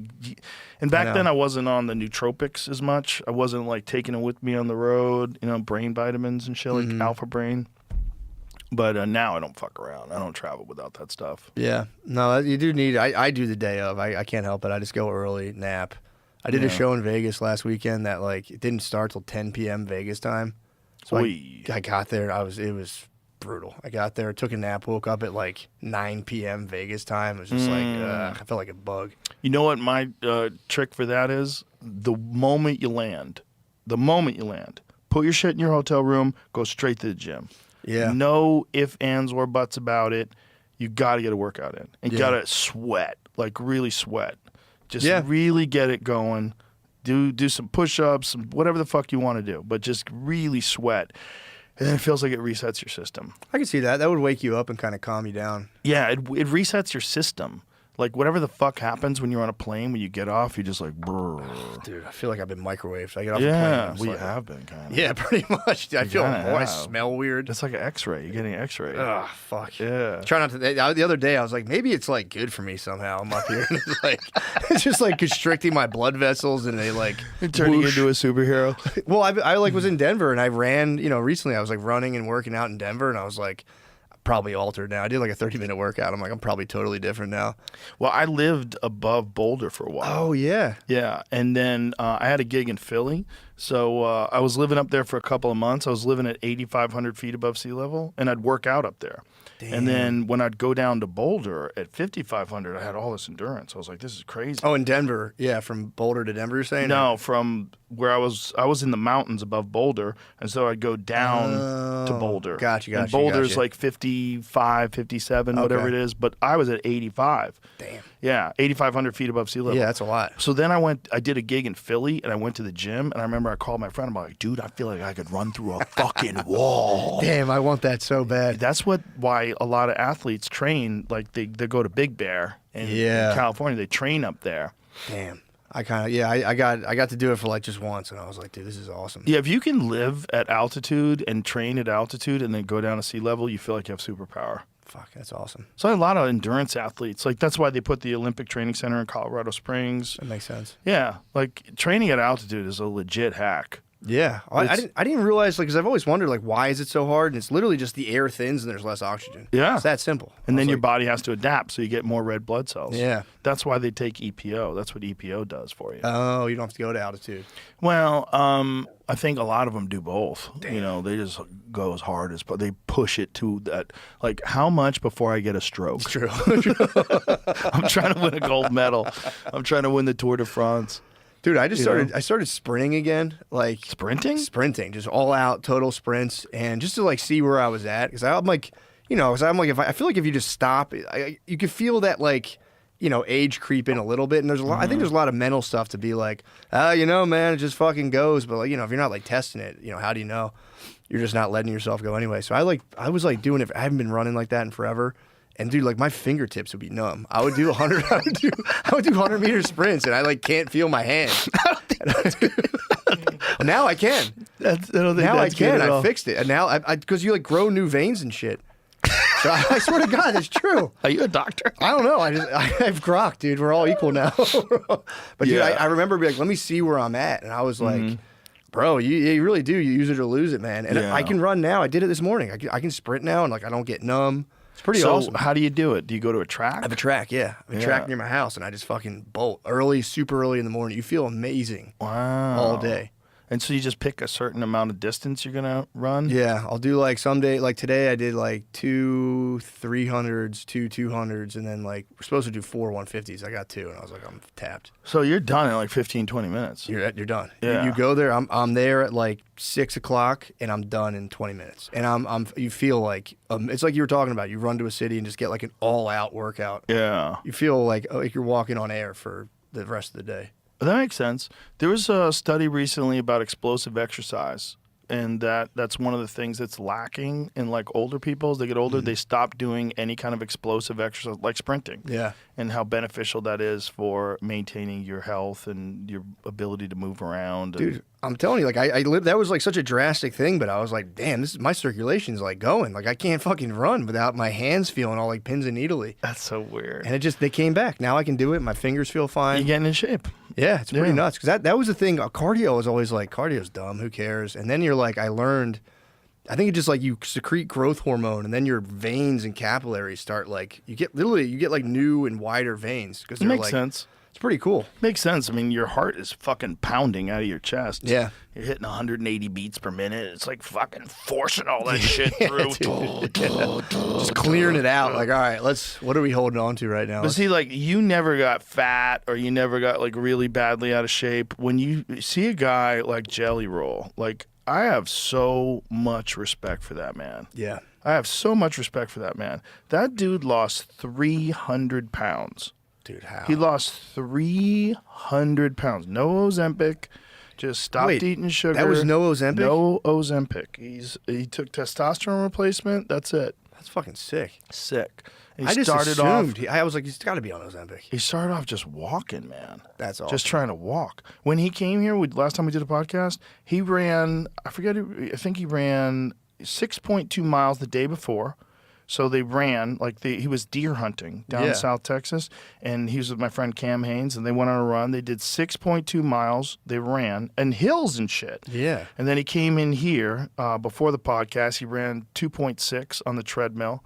So I was working out, and he was over there running and talking and laughing. Look how good he looks. Yeah. How crazy is that? Fucking nuts. It's amazing. It's amazing. When we did the whole deal, we did the sauna afterwards. It was awesome. How long did he lose it? 3 years. 3 years. God damn, that's crazy. And he did it the right way. He did it the hard way. Just working out and eating right. No sugar, no bullshit, eating clean food, and just slowly let his body drop. I mean, he's got to feel over and over again. He's got to feel awesome. Yeah. It's got to be amazing. Damn.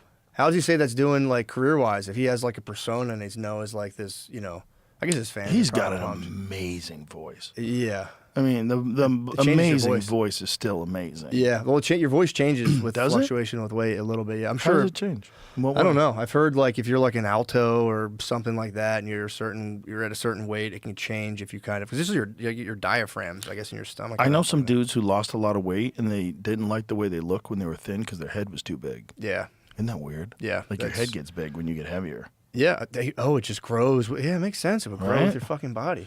Significant weight loss can change a person's voice, often making it sound higher pitched, lighter, or clearer due to reduced fat accumulation around the larynx, throat, and chest.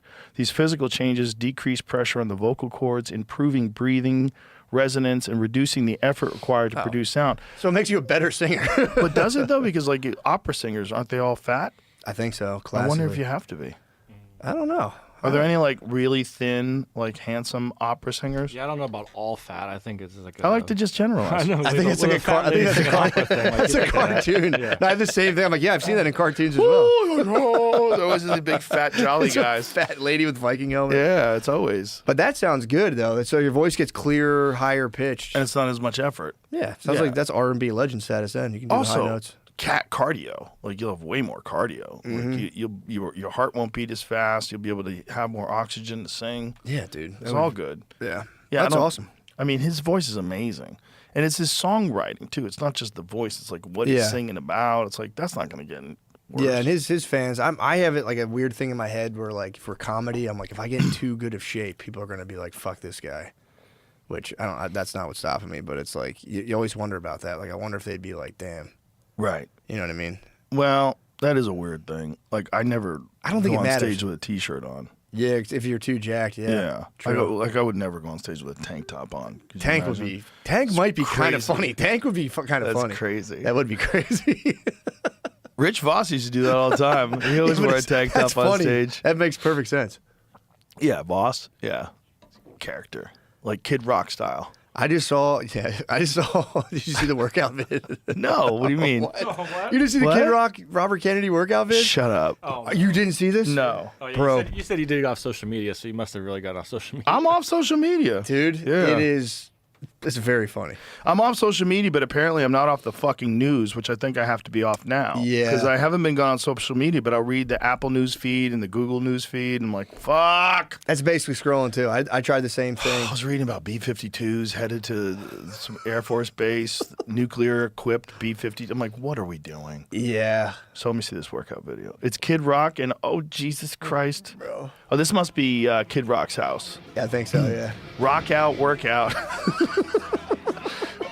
RFK Jr. works out in jeans. Yeah, He always works out in jeans, which is so crazy. Yeah, this is Kid Rock's house. Kid Rock has a fucking insane house that looks like the White House. He had like the outside of it looks like the White House, but the inside of it has 2 bedrooms, and it's like 25,000 square feet. It's an enormous house with 2 bedrooms. Yeah, it's all just party. He's got Yeah. a huge like hot tub room. Look at RFK Jr.'s He's fucking jacked, jacked, bro. dude. It's awesome. For 70 on the Airdyne. Look at him doing push-ups. These guys are doing the Airdyne in the sauna. I know. Wild. Yeah, I think they go to his like Cold plunge with jeans on? cold plunge what jeans. are you It's doing? crazy, What, bro. what the fuck are you doing? That is ridiculous. What's wrong with your legs? Now I need to know. Where's Kid? So this is his crazy room that looks Yeah. like a mining like cavern. I've heard of his secret It's grotto. he's got like this. It's really cool. He's really into pickleball too. He plays pickleball every morning. Yeah, that's That's what he's telling me. He goes, I get up and play pickleball 7 a.m. and I pickleball. He's like, dude, I fucking love. That's what it looks like. Look at how dope that is. His house is so dope. Like Yeah, it's the pretty fucking dopest house I've ever seen in my life. Yeah, that's awesome. And it's such a Kid Rock house. Like the outside of it looks exactly like the White House, That's just wild. larger. I don't It's, want you to be distracted from the whole milk they're drinking in the hot tub. oh, they're It's drinking probably raw raw. milk. That's raw, bro. Yeah. Can I bring your attention to something that's been happening on the internet since we've been live? Yes. President Trump was asked about Obama talking about the aliens. I got a video on the screen. Oh, perfect. I want to hear it myself. Yeah. Barack Obama said that aliens are real. Have you seen any evidence of non-human visitors to Earth? Well, he gave classified information. He's not supposed to be doing that. You know? So aliens are real. Well, I don't know if they're real or not. I can tell you, he gave classified information. He's not supposed to be doing that. He made a big mistake. He took it out of classified information. No, I don't have an opinion on it. I never talk about it. A lot of people do. A lot of people believe it. Do you believe it, Peter?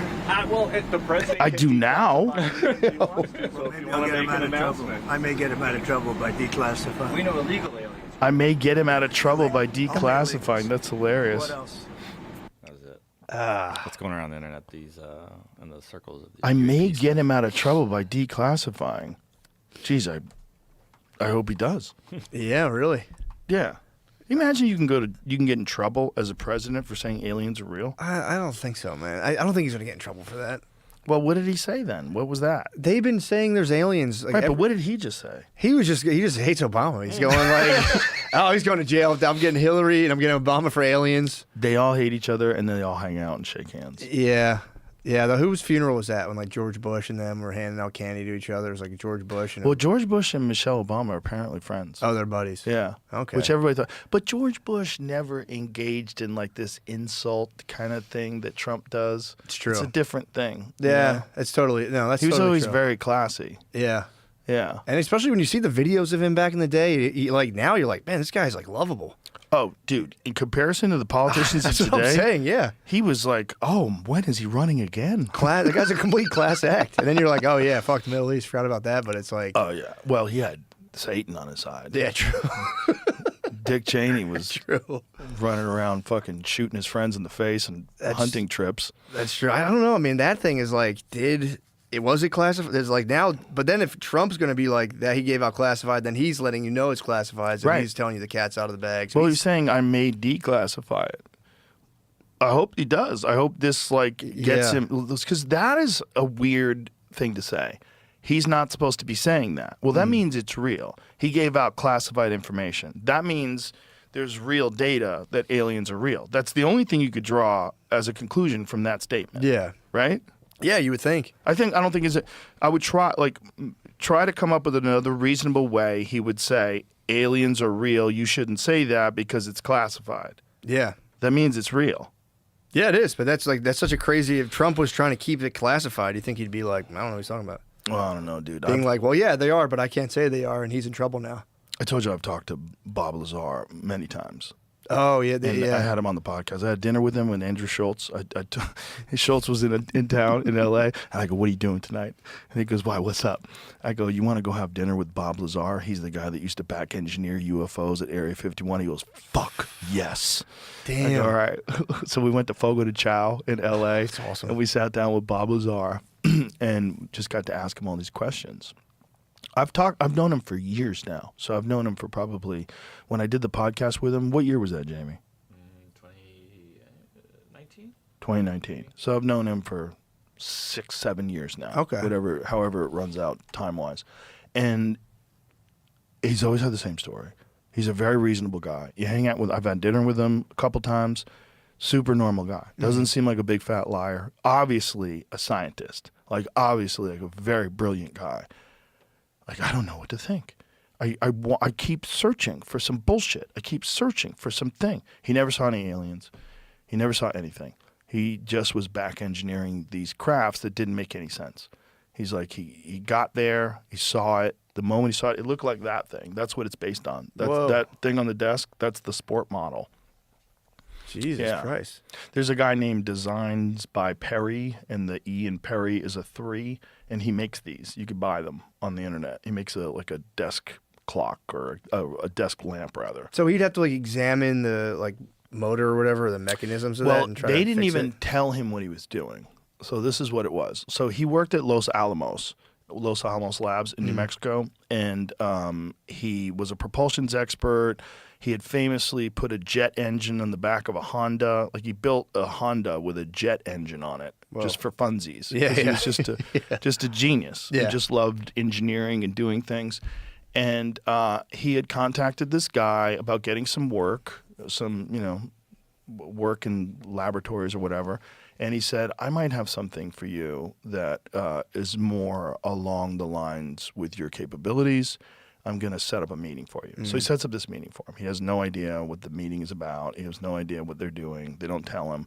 They just start asking him about his background, what he did at Los Alamos, what he's interested in. And he's like, just tells his whole story of science and this and that. And so they had already heard about him. So they go, okay, show up at this place. There's airplanes that are going to fly you out to where you're going. So he's like, okay. So no one even knew about these airplanes back then. Now it's been confirmed that there's a bunch of airplanes right outside of Mandalay Bay. You could see these airplanes that they fly, the employees that work in Area 51, and they live in Las Vegas. They just fly them out there. But nobody knew about this in 1989 when he was talking about it, when he blew the whistle on it. Yeah. And so they fly him out there. They, show him how everything works for a couple days in terms of like how the base works and where you have access to, what you don't have access to.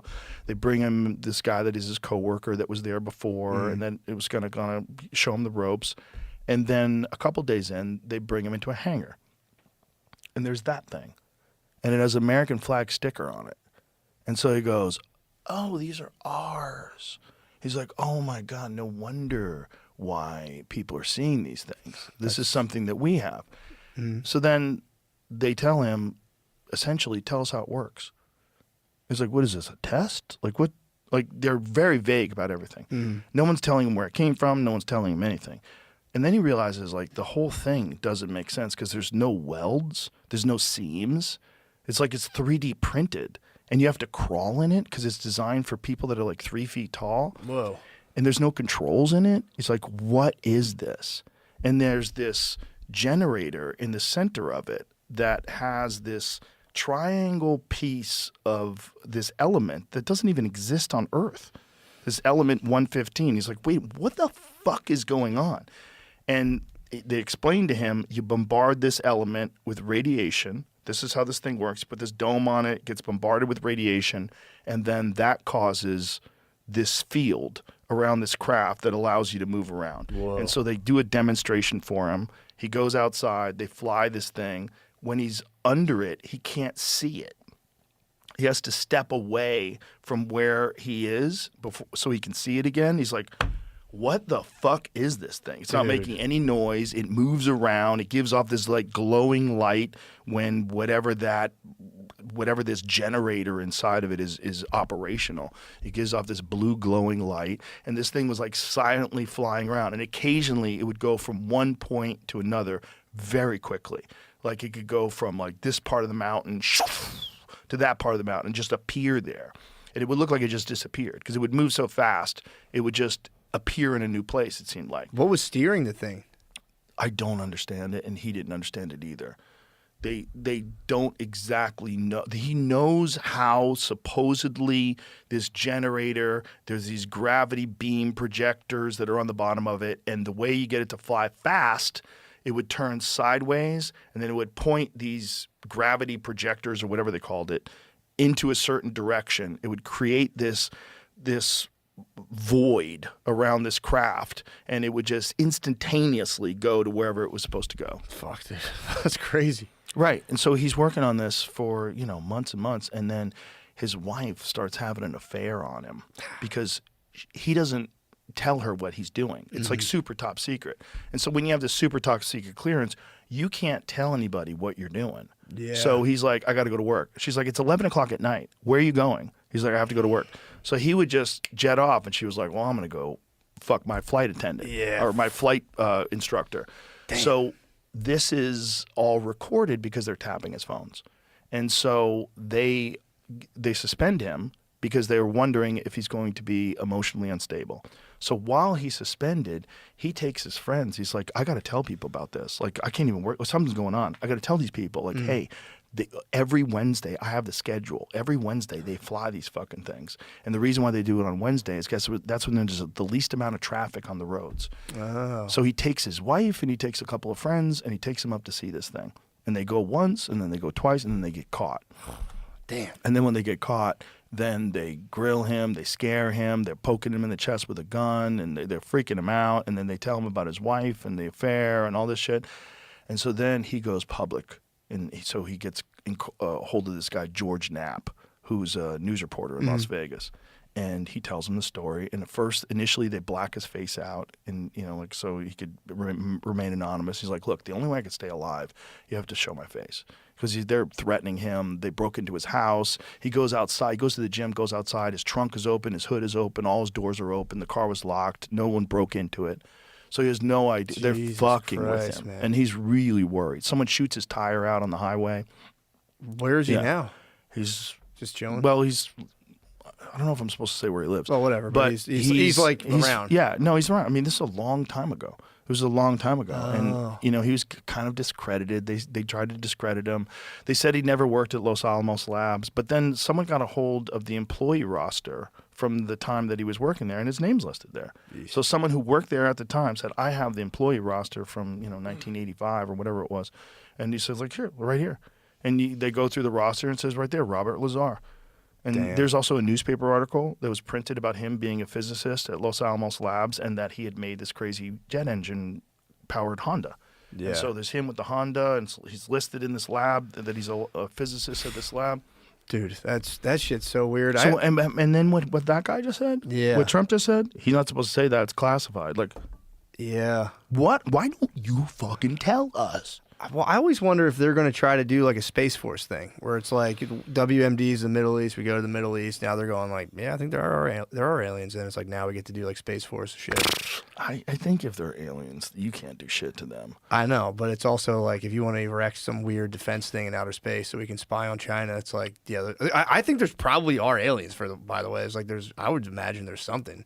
I would imagine there's something. Because the government, whenever they start floating out things, like I assume there's like an agenda. I'm like, all right, what are they doing? 100%. Because they just dropped aliens on us out of nowhere, and everyone was kind of like, okay. Well, it really started around 2017. Yeah. That's when it started to become legitimized, because that was when the New York Times printed this article about it. And they talked about these pilots and their experiences and these videos that they couldn't explain because these crafts had no heat signature and they were flying at ridiculous speeds over the ocean. Yeah. I remember them just coming out with it, and then like, and then they started doing the UAP thing and all that stuff, and they were like, yeah, there's like unidentified crafts and blah blah blah. So I'm always kind of like, what are they up to? Yeah, it's weird. What the hell are these guys up to right It's now? hard to know what's real and what's not real, but when you start talking to pilots and people that have experienced certain things, you just go, wow, what is this guy saying? Yeah, and I don't deny it. I'm always kind of like, yeah, you probably did see that stuff, but it's like, I don't know, it's like. Why is it classified? It's got to be I would imagine it's military stuff where they're like, we want to use it we want to reverse engineer and use it for our military. If this gets into another military's hands, blah blah blah. But then they're all spying on each other, so I would imagine they would know too. Well, the people that I've talked to said that Russia and China both have retrieved crashes. Really? Yeah, it's not just America that has them; it's other countries that have them too. Damn. Supposedly, this is the big story. Supposedly, there's one that's so big that they can't move it, so they built a building around it. And that's supposed to be in Korea. What? Supposedly. That's why I heard it's in Korea. But yeah, this is the lore, that this thing is so big that they couldn't move it, that they had to put a building around it. Dude, that's wild. That'll be the thing I always think about. If they come out and say, yeah, there's definitely aliens, like, what do people do? Yeah. This is the building, supposedly? Whoa. A giant building in South Korea is often been cited as a potential UFO storage facility. You imagine if they just built it the shape of a UFO? Yeah, it kind of looks like it. That's Honestly. so I'm like, crazy. Dude, do a square building. What's in that fucking building? I don't know. Imagine if that's real. Yeah, what is this? Why are they? Why do they think this? Well, I would imagine that place would have to be heavily guarded. Yeah. There's just a gate. Who's that guy? Eric Burleson insisted on the existence of aliens, but admitted he has no definitive proof. Okay. I was talking in that video I showed you the other day who said he was going to go look at these places. He was going to go look in Korea? He mentioned he was going to go look at the underground one. He didn't say where it was. Oh, this is the congressman. Congressman's claimed. Yep, So yep. scroll down there a little lower. So here it is. U.S. congressman has claimed classified facility housing a UFO is hiding in plain sight. Well, that's kind of hiding in plain sight. They literally made a little antenna on the top, just like this sport model. Look at this sport model. It has that antenna on the top. I don't know what to believe, man, but I know I want to 70 believe. feet diameter, it says. 270 feet in diameter. Holy shit. Yeah, that's insane. Yeah, especially now with all the deepfake stuff that's going to come out. Like the next election will be in like deepfake territory. Everyone will be like, "You were on the Epstein list. You were on it. No, you were." I'm like, I'm just, You could have people saying all kinds of things that they've never said. or being like, "I didn't do that." Hanging out with people they never hung out. I mean, there was all these photos that were fake of Epstein with a bunch of different people. Oh yeah, no, there was a completely fake videos people were sharing. Yeah. It's like so I don't know. By that time, it's like I've been trying to just pull back completely from like the news, and I'm like, Hey, what is the official story of the Colbert Show where they had to air that Tallarico interview on YouTube? Because I'm hearing two versions. I'm hearing one version is that CBS wouldn't let them air it because like Trump was involved and the government was involved somehow or another because they're worried about this Tallarico guy, this very charismatic guy in Texas that I really like. He's a very nice guy. I had him on the show. Brian Simpson told me about him. And then the other thing that I'm hearing is no, with FCC equal time rules, if he had Tallarico on, he would also have to have Tallarico's opponent, which is, I think, Jasmine Crockett. Is that true? I didn't even know Or whoever he had his him on. opponent is. So I think there's rules like that for the FCC that don't exist for podcasts. You know what I'm saying? Yeah, they have to balance it. Yeah, like if you have this person on that's running for office, you also have to have someone that is opposing them. running. Okay. They have to have equal time. I didn't know they had Is that true? So he was on. He was on Colbert. Whose show was he on? Yeah, Stephen Colbert. Colbert show. Okay. And so they were framing it like it was the government was censoring this guy because they're worried, and he was saying they're worried that they're going to flip Texas. That's what he's saying. I don't know if that's true though, because I'm. So it's the different. Honestly, this sounds like it's a Colbert saying one thing, CBS lawyers are saying a different thing. Oh, okay. What are CBS lawyers saying? They're saying that it's the FCC thing. Colbert says, quote, here, they know damn well every word of my script was approved by CBS lawyers who, for the record, approve every script that goes on the air. Yeah, but it's not about the script. It's about the humans, the people that are on. If the people are, here it is. The show provided legal guidance that the broadcast could trigger the FCC equal time rule for two other candidates, including Rep. Jasmine Crockett, and presented options for how equal time for other candidates could be fulfilled. So you would have to have equal time. Colbert scoffed at the statement during Tuesday's show. They know damn well every word of my script, but it doesn't have anything to do with the script. Said they don't know damn well that every word of my script last night was approved by CBS lawyers who, for the record, approved every script that goes on the air. Well, that's just diverting because that's not what the subject is. Okay. I got called backstage to get more notes from these lawyers, something that had never, ever happened before. They told us the language they wanted me to use to describe that equal time exception, and I used that language, Colbert said, so I don't know what this is about. He went on to say he wasn't mad at the network and does not want an adversarial relationship. Well, he's on his way out anyway. Yeah, I thought I didn't know he still was doing a show. Yeah, he's doing it, I think, until like April or May or something. Come on, you're Paramount. No, you're more than that. You're Paramount Plus, he cracked. And for the lawyers to release this statement without even talking to me is really surprising. The host also noted there's been a long, very famous exception to the equal time rule, and that exception included talk shows, interviews with politicians. Oh, interesting. So that makes it interesting. We looked, we couldn't find one example of this rule being enforced for any talk show interview, not only for my entire late-night career, but for anyone's late-night career going back to the 1960s, he said. Colbert said that Carr has not gotten rid of that exception for talk show hosts yet. Maybe CBS was worried that this is a rule and that the government could crack down on them, although no one has ever done that in the past. Yeah, well, So this is a different kind of government, right? Obviously. It's Yeah. a very adversarial relationship, CBS, or at least the Colbert Show, has already with Trump. yeah. Well, what are they worried about? Who is Taylor? What party is Tallarico? He's a Democrat. Democrat, and Crockett? What's Crockett? She's a Democrat as She's well. a Democrat too. So Yeah. what is like? Oh, they're running against each other. and they need- Exactly. Yeah. Okay. Is Tallarico is the white guy? He's a guy, his story is very interesting. He was a school teacher. Okay. And his story was that he had this kid that was very troubled in his class, but the kid was receiving counseling and was starting to get better. But then budgets got cut, and when budgets got cut, they cut off the counseling, and this kid started fucking off and, acting out and really falling apart, and he wound up getting kicked out of school. And it really hurt him because he was like, this kid had like real potential, and he is a teacher, Yeah. And so then he decided to run for office and to try to remedy these problems. Got you. So didn't he just get like jammed up with something now, where like someone claimed they were in his office and that he said something kind of like disparaging about like a black guy? Tallarico? He's a very mild-mannered looking guy, right? Yeah. There was I don't know if I'm getting my politicians. See, man, when but it was people like, are running against people, stories start a flying. But it was about another politician. All he said was like, I didn't know I was going up against, this like, I don't know, I guess like whatever word he used, like electrifying black. I thought I was going up against a mediocre black guy. That was it. Some lady claimed that he called Colin Allred a mediocre black man. Faced allegations that he referred to his opponent, Colin Allred, as a mediocre black man during a private conversation with an influencer. An influencer? Yeah. A comment Rep. Tallarico has denied. The allegation caused significant backlash, with Allred calling for supporters to vote for another candidate, Jasmine Crockett. Oh. Yeah, so it's like... Yeah, that's a way to get people to not vote for that guy. Yeah, it kind of sucks. An influencer said it? An influencer was like, I worked in his campaign, and he was like, if I'd known I was going up against this strong black woman, I wouldn't have known. I thought I was running against a mediocre black man. And then the guy responded being like, nothing about me is mediocre. They kind of had it. Into what the penalty is for the equal time rule, and I don't really see one.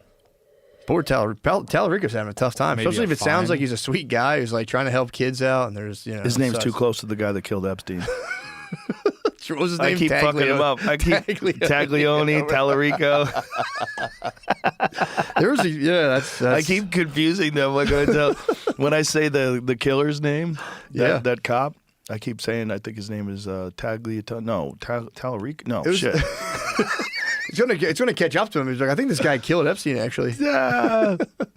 The thing is, like an influencer said, like, what does that mean? Yeah, look, it's pretty genius though. If you want to do dirty politics, you can just be like. But what if he said I thought I was going up against this mediocre guy, and now I'm going up against this powerful black lady? It's not a bad. But then he didn't. He was like, I'd be like, that makes sense. But he is a black man, so if you're saying mediocre guy and it happens to be a black man, and then that person says he said mediocre black man, like.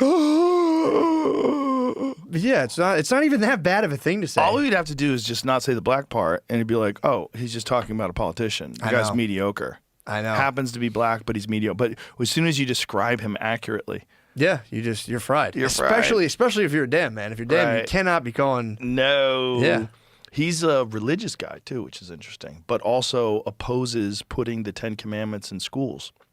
Okay. That's fair. He said, I think it's going to push people away from Christianity. He had a very well thought out point about it.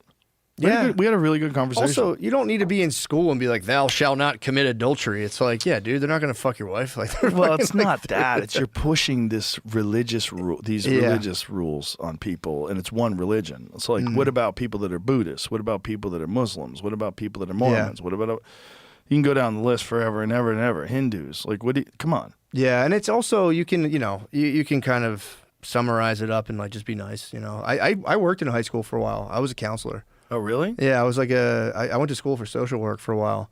So, like, what kind of counseling would you do? Just like therapy. It was a really cool. The way they did it was like it was a charter school, and I was there as an intern because I was getting my master's in social work. So they would have interns there as therapists for the school kids, basically, so that the kids could get free therapy at school if they were exhibiting kind of problems or whatever. So it was like I worked at it was like an inner city school in Philly, and I would just go there and chill in an office, and they would just like I'd have to get kids from class, and they would just come. We would like talk a couple times a week. And then you could bring their family in if they had problems at home. You could be like, all right, let's call the mom and dad. Well, this is what this guy was talking about. This is what Tallarico was talking about. What they cut funding for. Yeah, it's a shame because this school was like they kind of like ran it them. I guess they were getting funded by the state, but the way they got around it was just using interns. So it wasn't like you know, you're not getting like the most experienced people in the world. But you're getting some help. You're getting something, man. Yeah. You know? So, Well, this kid that he was talking about, like, he had this very detailed story about this kid who was like a good kid, just came from a fucked up house. mm-hmm. And he wanted, and these people around him were the only positive influences that he had ever had, and he was starting to get better. Yeah. And then they took it away, and he starts falling apart. Yeah, and dude, it's also like you forget, like, you know, because there's like for kids, when you like, especially you're like in a city and kids are telling you like their lives, it's fucking heartbreaking. Like It the is. shit, like their day-to-day setup, you'd be like, Horrific. fucking Christ, man. Yeah. And then they're just looking at you like, what do I do? And I'm like, you gotta hang in there. There's literally nothing I can tell you to do. You just gotta hang in there. And like, Right. It was sad, but it was one of like my favorite. If I didn't do stand-up, I would probably do that for a job. Yeah. I loved it. It was fun. Well, it sounds very rewarding, right? Yeah. You're actually helping people. Yeah, and you have to, it's just like intense. You're just sitting there in a room with somebody and it's like everything they're saying, there's no like guidance. You have to just be like, all right, well, like maybe this, maybe that. And it's like I don't know, I always liked it a lot. It was pretty Right. cool. But then you go back to the school and it's so funny. I went to social work school just because I was doing stand up. I was kind of kicking around. I was like, yeah, I was doing the podcast, but it was like slow going. And I remember watching Jordan Peterson be like, the schools are crazy right now. And part of me, like, I wanted to be a therapist, but I remember being like kind of curious, like, I wonder how bad they are. And I went to school. I went to my master's program in social work, which was like ground zero for all like the stuff he was talking about. And he was, dude, it was literally like worse than he made it out to be. What was it like? It was insane, dude. It was literally like, you know, I went to school again to be a therapist, but like social work, you can be a therapist faster than if you go to school for psychology because you just like don't need any of the science really. You just study kind of like the theory and, you know, whatever. So you can be a therapist quicker. It's like a shortcut kind of. But it would be like, it was just literally, you'd be in a room with like 13 other people and they would like, you know, you talk about whatever it'd be. Like, let's talk about like clinical approaches here and there. And it would just right away turn into like race, gender, who's the most oppressed, do this. And it was just like, people would tell stories like, one time this guy said this to me and everyone would be like, I can't believe that fucking guy said that. It was literally like a nothing. You paid $60,000. It was like I would be terrified if I was getting therapy.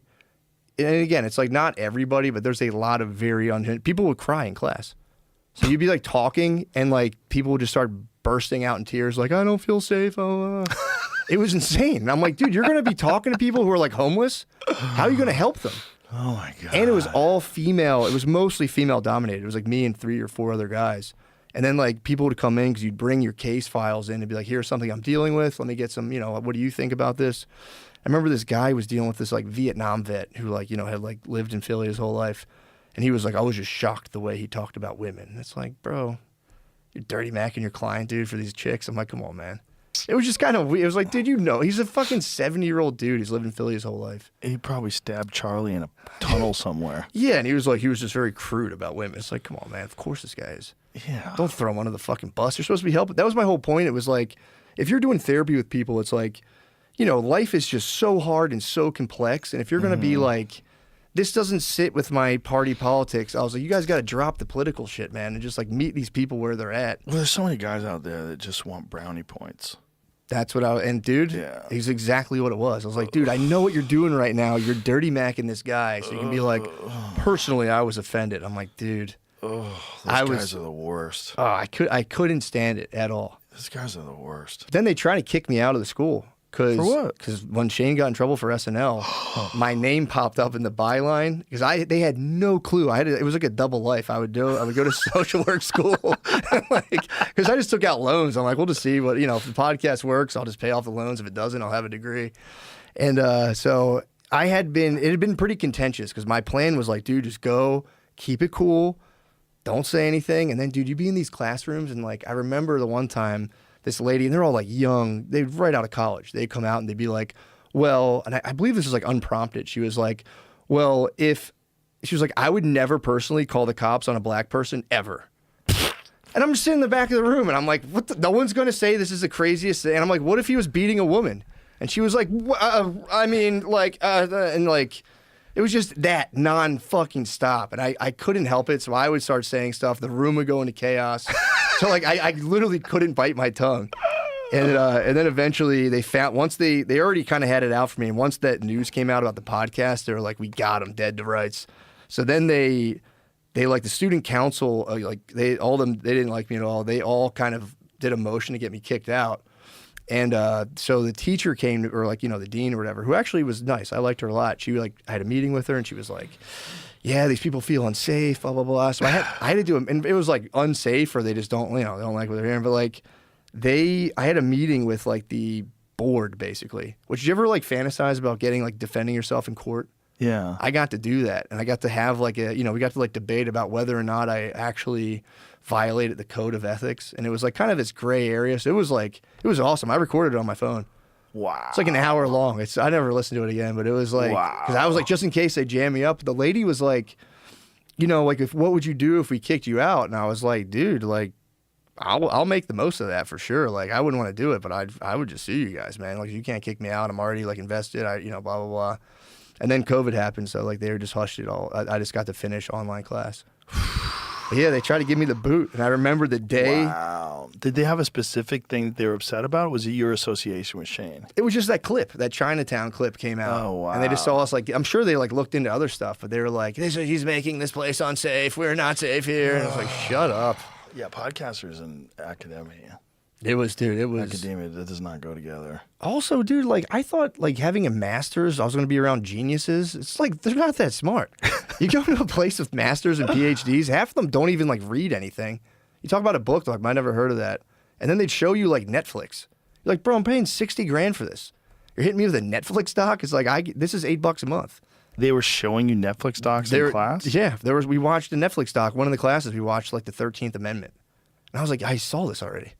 What the fuck, man? Like, I remember thinking like, damn, everyone was on Peterson's ass about this. He was totally right.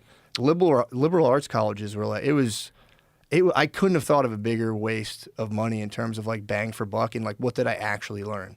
Well, I remember when we were talking about all the madness that was going on in schools, and people were like, why do you care about this? This is happening in college. I'm like, they're going to eventually graduate, and they're going to have this ideology, and they're going to get into corporations. They're going to get into business. They're going to carry this with them and try to enforce these crazy rules. Or you know somebody like your kid's having problems, and you go to a therapist, and they're just like psycho. Like we were talking about modalities of therapy.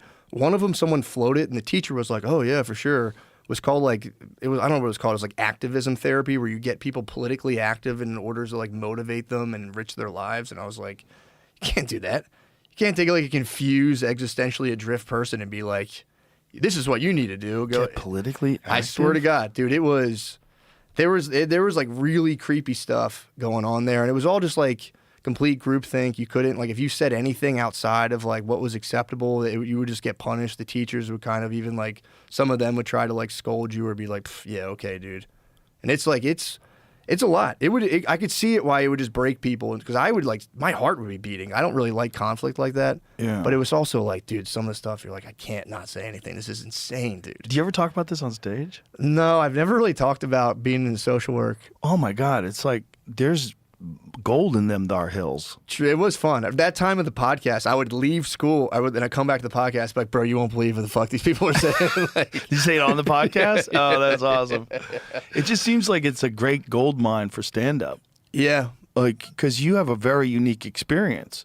True. Like, as a window into how crazy people are in school. Mm-hmm. Yeah. No, it was terrifying, man. And then the weirdest part is, like, after years went by, they were like, do you want to get your PhD here? I was like, no. After COVID? After it all. They just wanted your money. Exactly. I saw that, and I was like, man, get the hell out of here. It would be nice to call yourself Dr. Matt, though. Bro, don't think I didn't think about it. Come on, dog. Come on, dog. I know. That just shows you how many kooky doctors there are out there. That really opened my eyes. I thought doctors were like the smartest people in the world. Then I went to like higher education. I'm like, this is fucking insane. Yeah. You could be a doctor, dude. Anyone could be, obviously, like, anyone could be a fucking doctor. Especially about some subjects, right? Exactly. That's the thing. Not hard sciences. Not hard science. If you want Calculus. If you want to be a doctor, you could go for, like, anthropology, whatever. Yeah. No problem, dude. Yeah. And they can't say shit. Like, you can make your thesis on anything and be like, excuse me? Well, did you ever see what Peter Boghossian and James Lindsay and Ellen Pluckrose did? Mm-mm. Do you know what they did? No. They made these fake academic papers. Oh, yeah. I saw that. like heteronormative something in dog parks. They were talking about like gay experiences with dogs have, and it was like a peer-reviewed paper. Fat bodybuilding was one of them. Yeah, and they were like celebrated. These papers were celebrated. Dude, it would go 100%. The theory, like the critical race theory and all that stuff you cover, when you get into it, you're like, it was, and I remember like saying this, I was very, like, it reminded me, because I'd been outside of Walmart, someone handed me like a pamphlet, and it was like white supremacy literature. And when you read that stuff, you read the first 2 sentences, you go, okay, that sounds legit. And then there's this like huge quantum leap in reasoning. You're like, whoa, how the fuck did we get here? A lot of that's very similar, where they'll make a thing like no one can disagree with. Right. And then it jumps real quick, and you're like, Just complete groupthink. yeah. Yeah. But that was scary to be like, damn, dude, these people are going to be like, these people are therapists working with kids, older people, this and that, and it was just like, I was like, how is this the people supposedly like, guiding people through life, or like taking people who are lost or suffering and being, I don't know. It was kind of rough. Because the animus against a person who like thought differently, it was palpable and like very severe, to where it was like, dude. And the funniest part was like, I was in that high school in the inner city. It was the school was like 97% black, the rest Latino. And they were like, how would your students feel about your podcast material? I'm like, they don't give a fuck. They would laugh. Like, they have bigger fish to fry than being like, what did you say on a podcast? It's like, they're like high schoolers in Philly fighting for their lives. How would your students feel? That was the big disconnect. I'm like, you guys have like, I don't know, man. Like, they would even teach you. This would crack me up. I was like thinking about this the other day, where they would tell you, if you had a client and, say your client was black and, I'm a white guy, I should lead by going like, how do you feel about the fact that I'm white and you're black? And I was like, dude, you guys realize you're in a classroom studying how to talk to a black person. I'm like, that's fucking weird. I was like, you can just talk to them, man. And if that comes up, you can tackle it. Right. But like, you're uncomfortable, and then you're going like, so black person, how do you feel that I'm white? It's like, dude, that is, and they would push back against me. I'm like, no, you guys can't do that.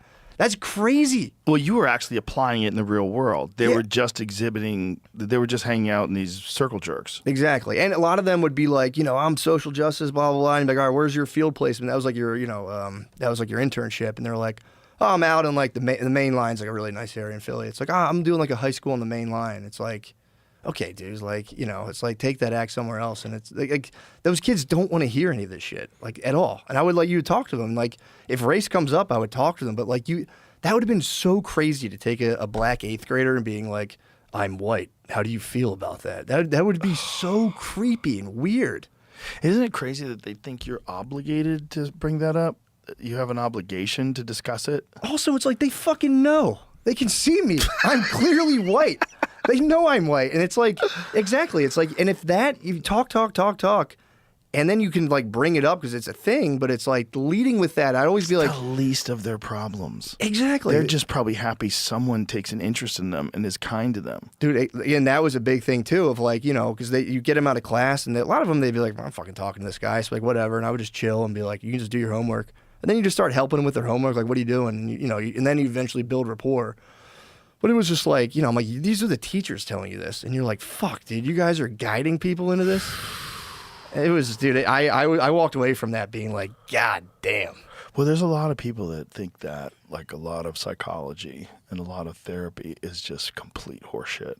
Yeah. And the argument about therapy being complete horseshit in terms of, like, the academic study of it and applying it to people is that very few people, get better. I think it does help a lot of people, though. Yeah. And I think it really helps a lot of people if they're in a really bad place. I think some people just want to talk to somebody. Yeah. And that can help, too. Yeah. But it's like, what can you actually do for them in terms of, like, with the tools and the techniques of therapy versus just being a human and talking to a human and seeing their side of things and trying to tell them your perspective and trying to give them a rational point of view and giving them some things to work on. But it's like, it's not a science. And not at all. And it varies so much between individuals. Well, yeah, there's the individuals, then there's 40 million modalities of therapy. So it's like you can be doing like CBT, which is like, that's supposedly the most scientific, where it's like there's a system, it's a kind of rigorous.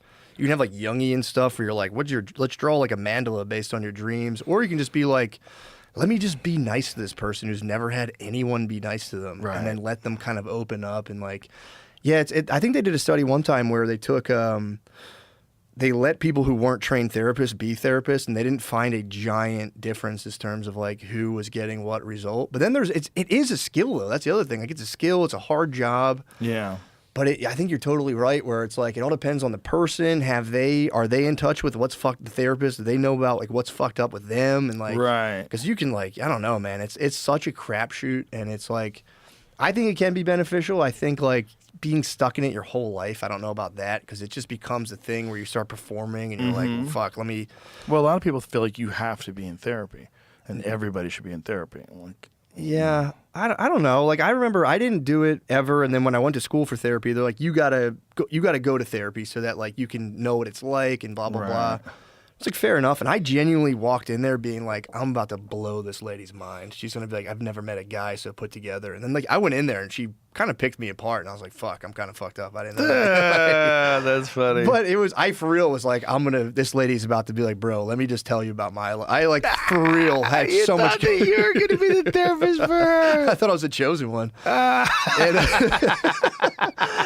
So it was good though, because like the one thing they can do is like if you're in a family system and you have no other like available worldviews, you're locked in that. So a therapist can be somebody outside of a system you would never ever have access to, who can let you run like things through your head in a way you would never think of. That I think is good.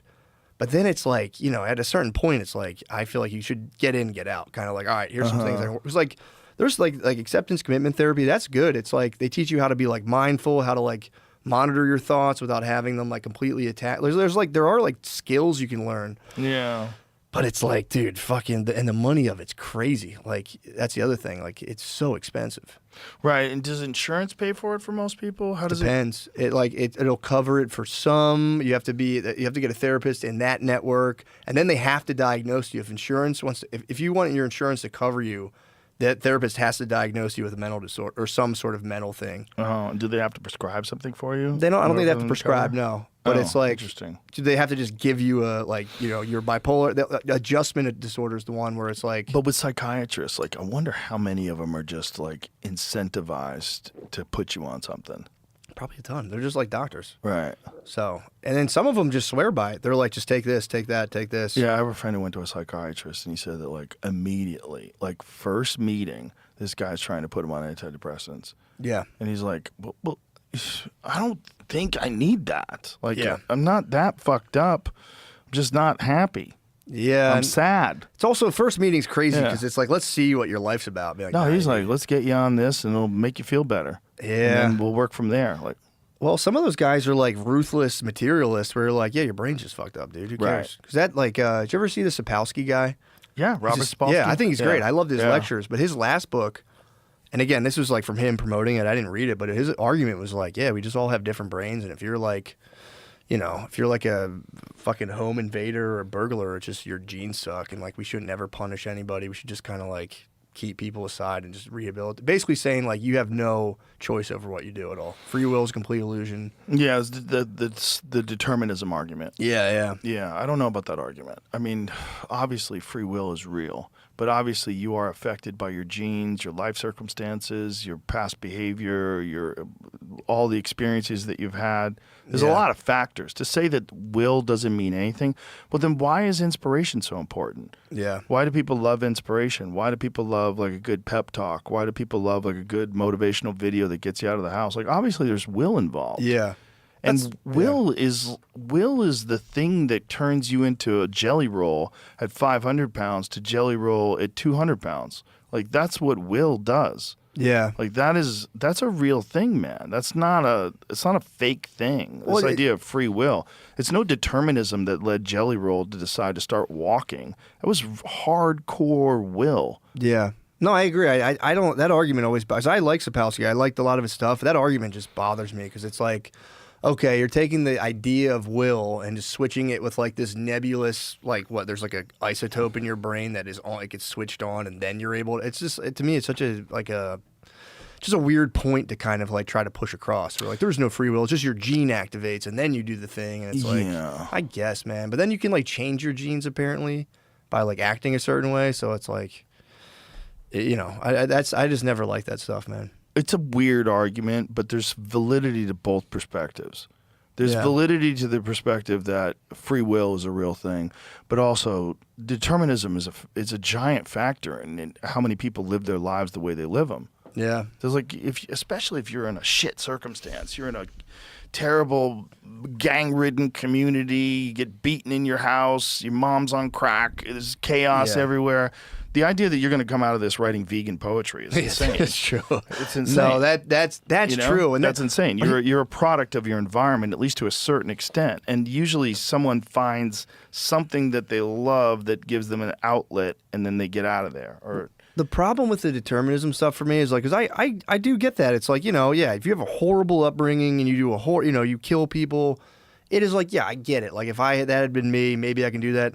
And like he's like, maybe we should treat everyone a lot more kindly and not punish people. And it's like, I'm all on board with that. It all stops at pedophiles. And it's like, so what? We're supposed to just like poo-poo a pedophile? It's like, part of me is like, we should probably fucking fry those guys. Where it's like, well, that's one of the craziest things about this whole what's going on, the woke shit in academia, is they're starting to call them minor attracted persons. Yeah. So there's like legitimate academics who are describing pedophiles as minor attracted persons, and that it doesn't mean that they're evil. It's like, what? Yeah, I know, and that's the problem. It's like, okay, especially if you have kids. Like, I don't know anybody who has kids who has that perspective. No. If you did, you have to be like a sick fuck, like to think that it's just a minor attracted person that fucked my kid. Like, what? Yeah, well, that's the whole thing too. Where it's like we're all just bags, you know, of like genes, and we're this material goo that just does something. Sometimes it's like, all right, well, let me fucking squash this pedophile, and we're all just bags of goo. So let me, crush this guy. But it's like, it's okay to abort a child, but it's not okay to kill a pedophile. I know. Okay, explain, help me. Yeah, that's where it gets for me, all that like determinism. Like we should just be kind and have a more rational approach to criminal justice. It's like, for sure. And then it's like, fuck pedophiles. It's like, yeah you can't. Pedophiles, serial killers. Yeah. There's a lot of rapists. There's a lot of different people you could throw into that. One of the interesting things about Sapolsky is he did some crazy work on toxoplasmosis. That's how I really got into him. Really? Yeah, he was the guy that we first started reading about that was saying that a disproportionate amount of motorcycle victims, when he was doing his residency, the guy who he was working with, one of the surgeons, would test the motorcycle victims for toxoplasmosis. Mm-hmm. And he said a giant percentage of them have this cat parasite. Oh, yeah, I've heard about this. This cat parasite alters behavior. It makes you more reckless. It makes you more prone to erratic mood swings. And it makes you more aggressive. It's interesting. Yeah, disproportionate amount of successful soccer teams have high levels of toxoplasmosis. Damn. Countries with higher toxoplasmosis. There could also be countries of higher toxoplasmosis don't have any money. It's easier to get a soccer ball. People get good at soccer. It's the way out of the game. Way out of bad neighborhoods. But the motorcycle victim thing is nuts because we know it affects human behavior. And we also know that it affects animal behavior. Yeah. It makes cats, it grows inside cats' guts. It's the only way that it reproduces. So what it does is it rewires a sexual reward system of rodents.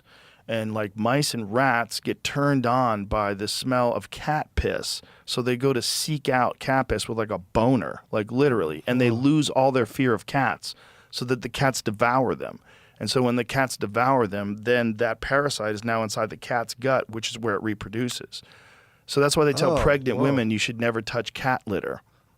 Really? Yeah. It's toxoplasmosis. And they think it does the same thing in humans, where it just makes you like kind of amps up your drives. Yeah. Damn, that's, you know what else is nuts too? Because you were saying that's more in like certain countries that are like developing. Well, it's in rural areas, any places where people have like outdoor cats. Yeah. But there was one point where in France, it was like 50% of the people had toxo. Jesus Christ. Yeah, because there was wild cats everywhere. Yeah. And you got to think, cats are they're on your countertop.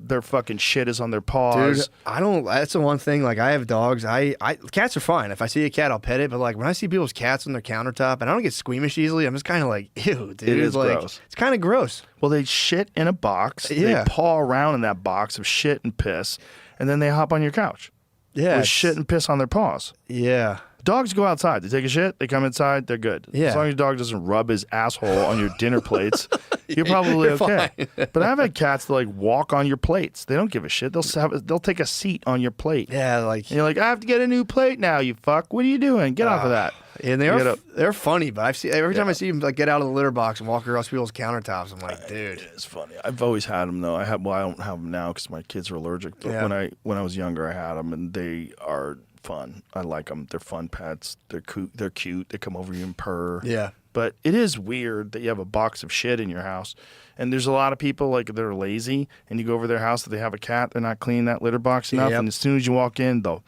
fucking waft of piss and shit Yeah. hits you, and like, bro, you're just smelling this all day. So bad. I would need an outdoor. I used to let stray cats come in my house when after college. I lived in a house by myself in Philly. It was like a small house, and a lot of the houses on the street have been knocked down. So there's only there were row homes, but I had a standalone row home. There's a lady across the street had a standalone row home. They just knocked all the houses next to us down, and like 2 other people. And I would let the stray cat into my house, be like, oh, just you can come stay in here. But I'd be like, you can't, like this thing can't get in my bed. And like by like 3 days, that thing was like curled up next to my face. I got a fucked up eye infection. yeah, It was called epidemic. No, it's called epidemic keratoconjunctivitis. it's called shit in your eye. It literally was. It was. But the eye doctor was like, the eye doctor goes, I have only seen this is like in third world countries. And dude, for 6 months afterwards, after it got cleared up, they had to shut the thing down and clean the whole eye practice. Afterwards, my eye at 10 o'clock would start to droop. Whoa. Because the white blood cells would rush to my eye. So I would be out, dude, for 6 months after this thing had finally cleared up. Because it was viral. They're like, there's nothing you can do for it. I would go out, my eye would just start drooping, and I'd be like, I got to go home.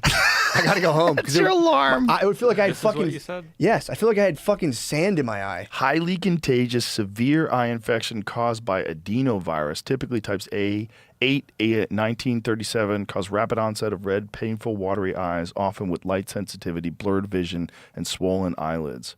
Whoa. Dude, I would wake up in the morning, my eyelid was stuck together, and I have to pull it open. And then I saw the movie Ray. Remember the beginning of Ray when his eyes get all globbed up? I was like, dude, am I going blind? This would suck. That would suck if you got blind from a cat's It asshole. would fucking suck, dude. Bro. Yeah, A but friend of mine has shingles on his face. It's crazy. His whole face is all swollen up, and he's worried he might go blind. he has it now? Yeah, he just got Ah. it. He's an older guy, and he just got it. What is shingles like when you don't get chicken pox and it like comes and gets you I afterwards? don't think so. I think it's a form of the herpes virus Ah, that affects older people That in sucks. particular. Older people are terrified of it. They Yeah. get shingles vaccinations and shit.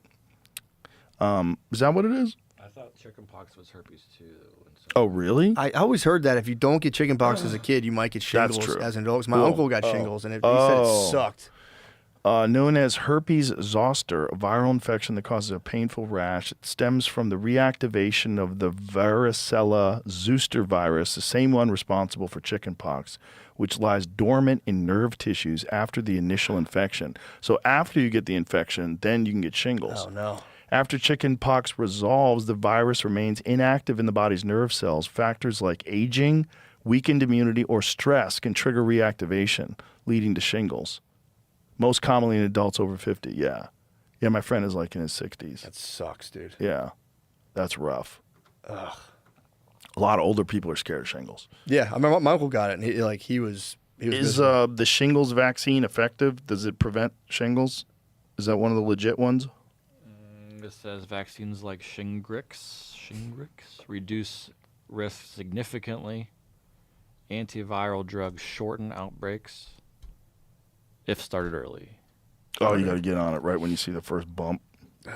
Oy. Sucked, dude. Oy. Somebody knows kids got MRSA from swimming in one of those. Oh, dude, it that's was scary. We got the pictures. It was just like bubble. It looked crazy. MRSA's terrifying. Yeah. That's all from people taking antibiotics. Or it was staph. Staph and MRSA. Staph. Oh, yeah, it was staph. Staph is the more dangerous one. Oh, excuse me, MRSA is the more dangerous one because MRSA is medical resistant staph, Oh, okay. medicine resistant. So this staph was just infection. staph. So it was like a giant bubble on their hand. It looked crazy. I've had staph. Did you really? I've had it a couple times. Oh. Yeah, I had it from jiu-jitsu. A lot of people get it. Yeah, it's real common.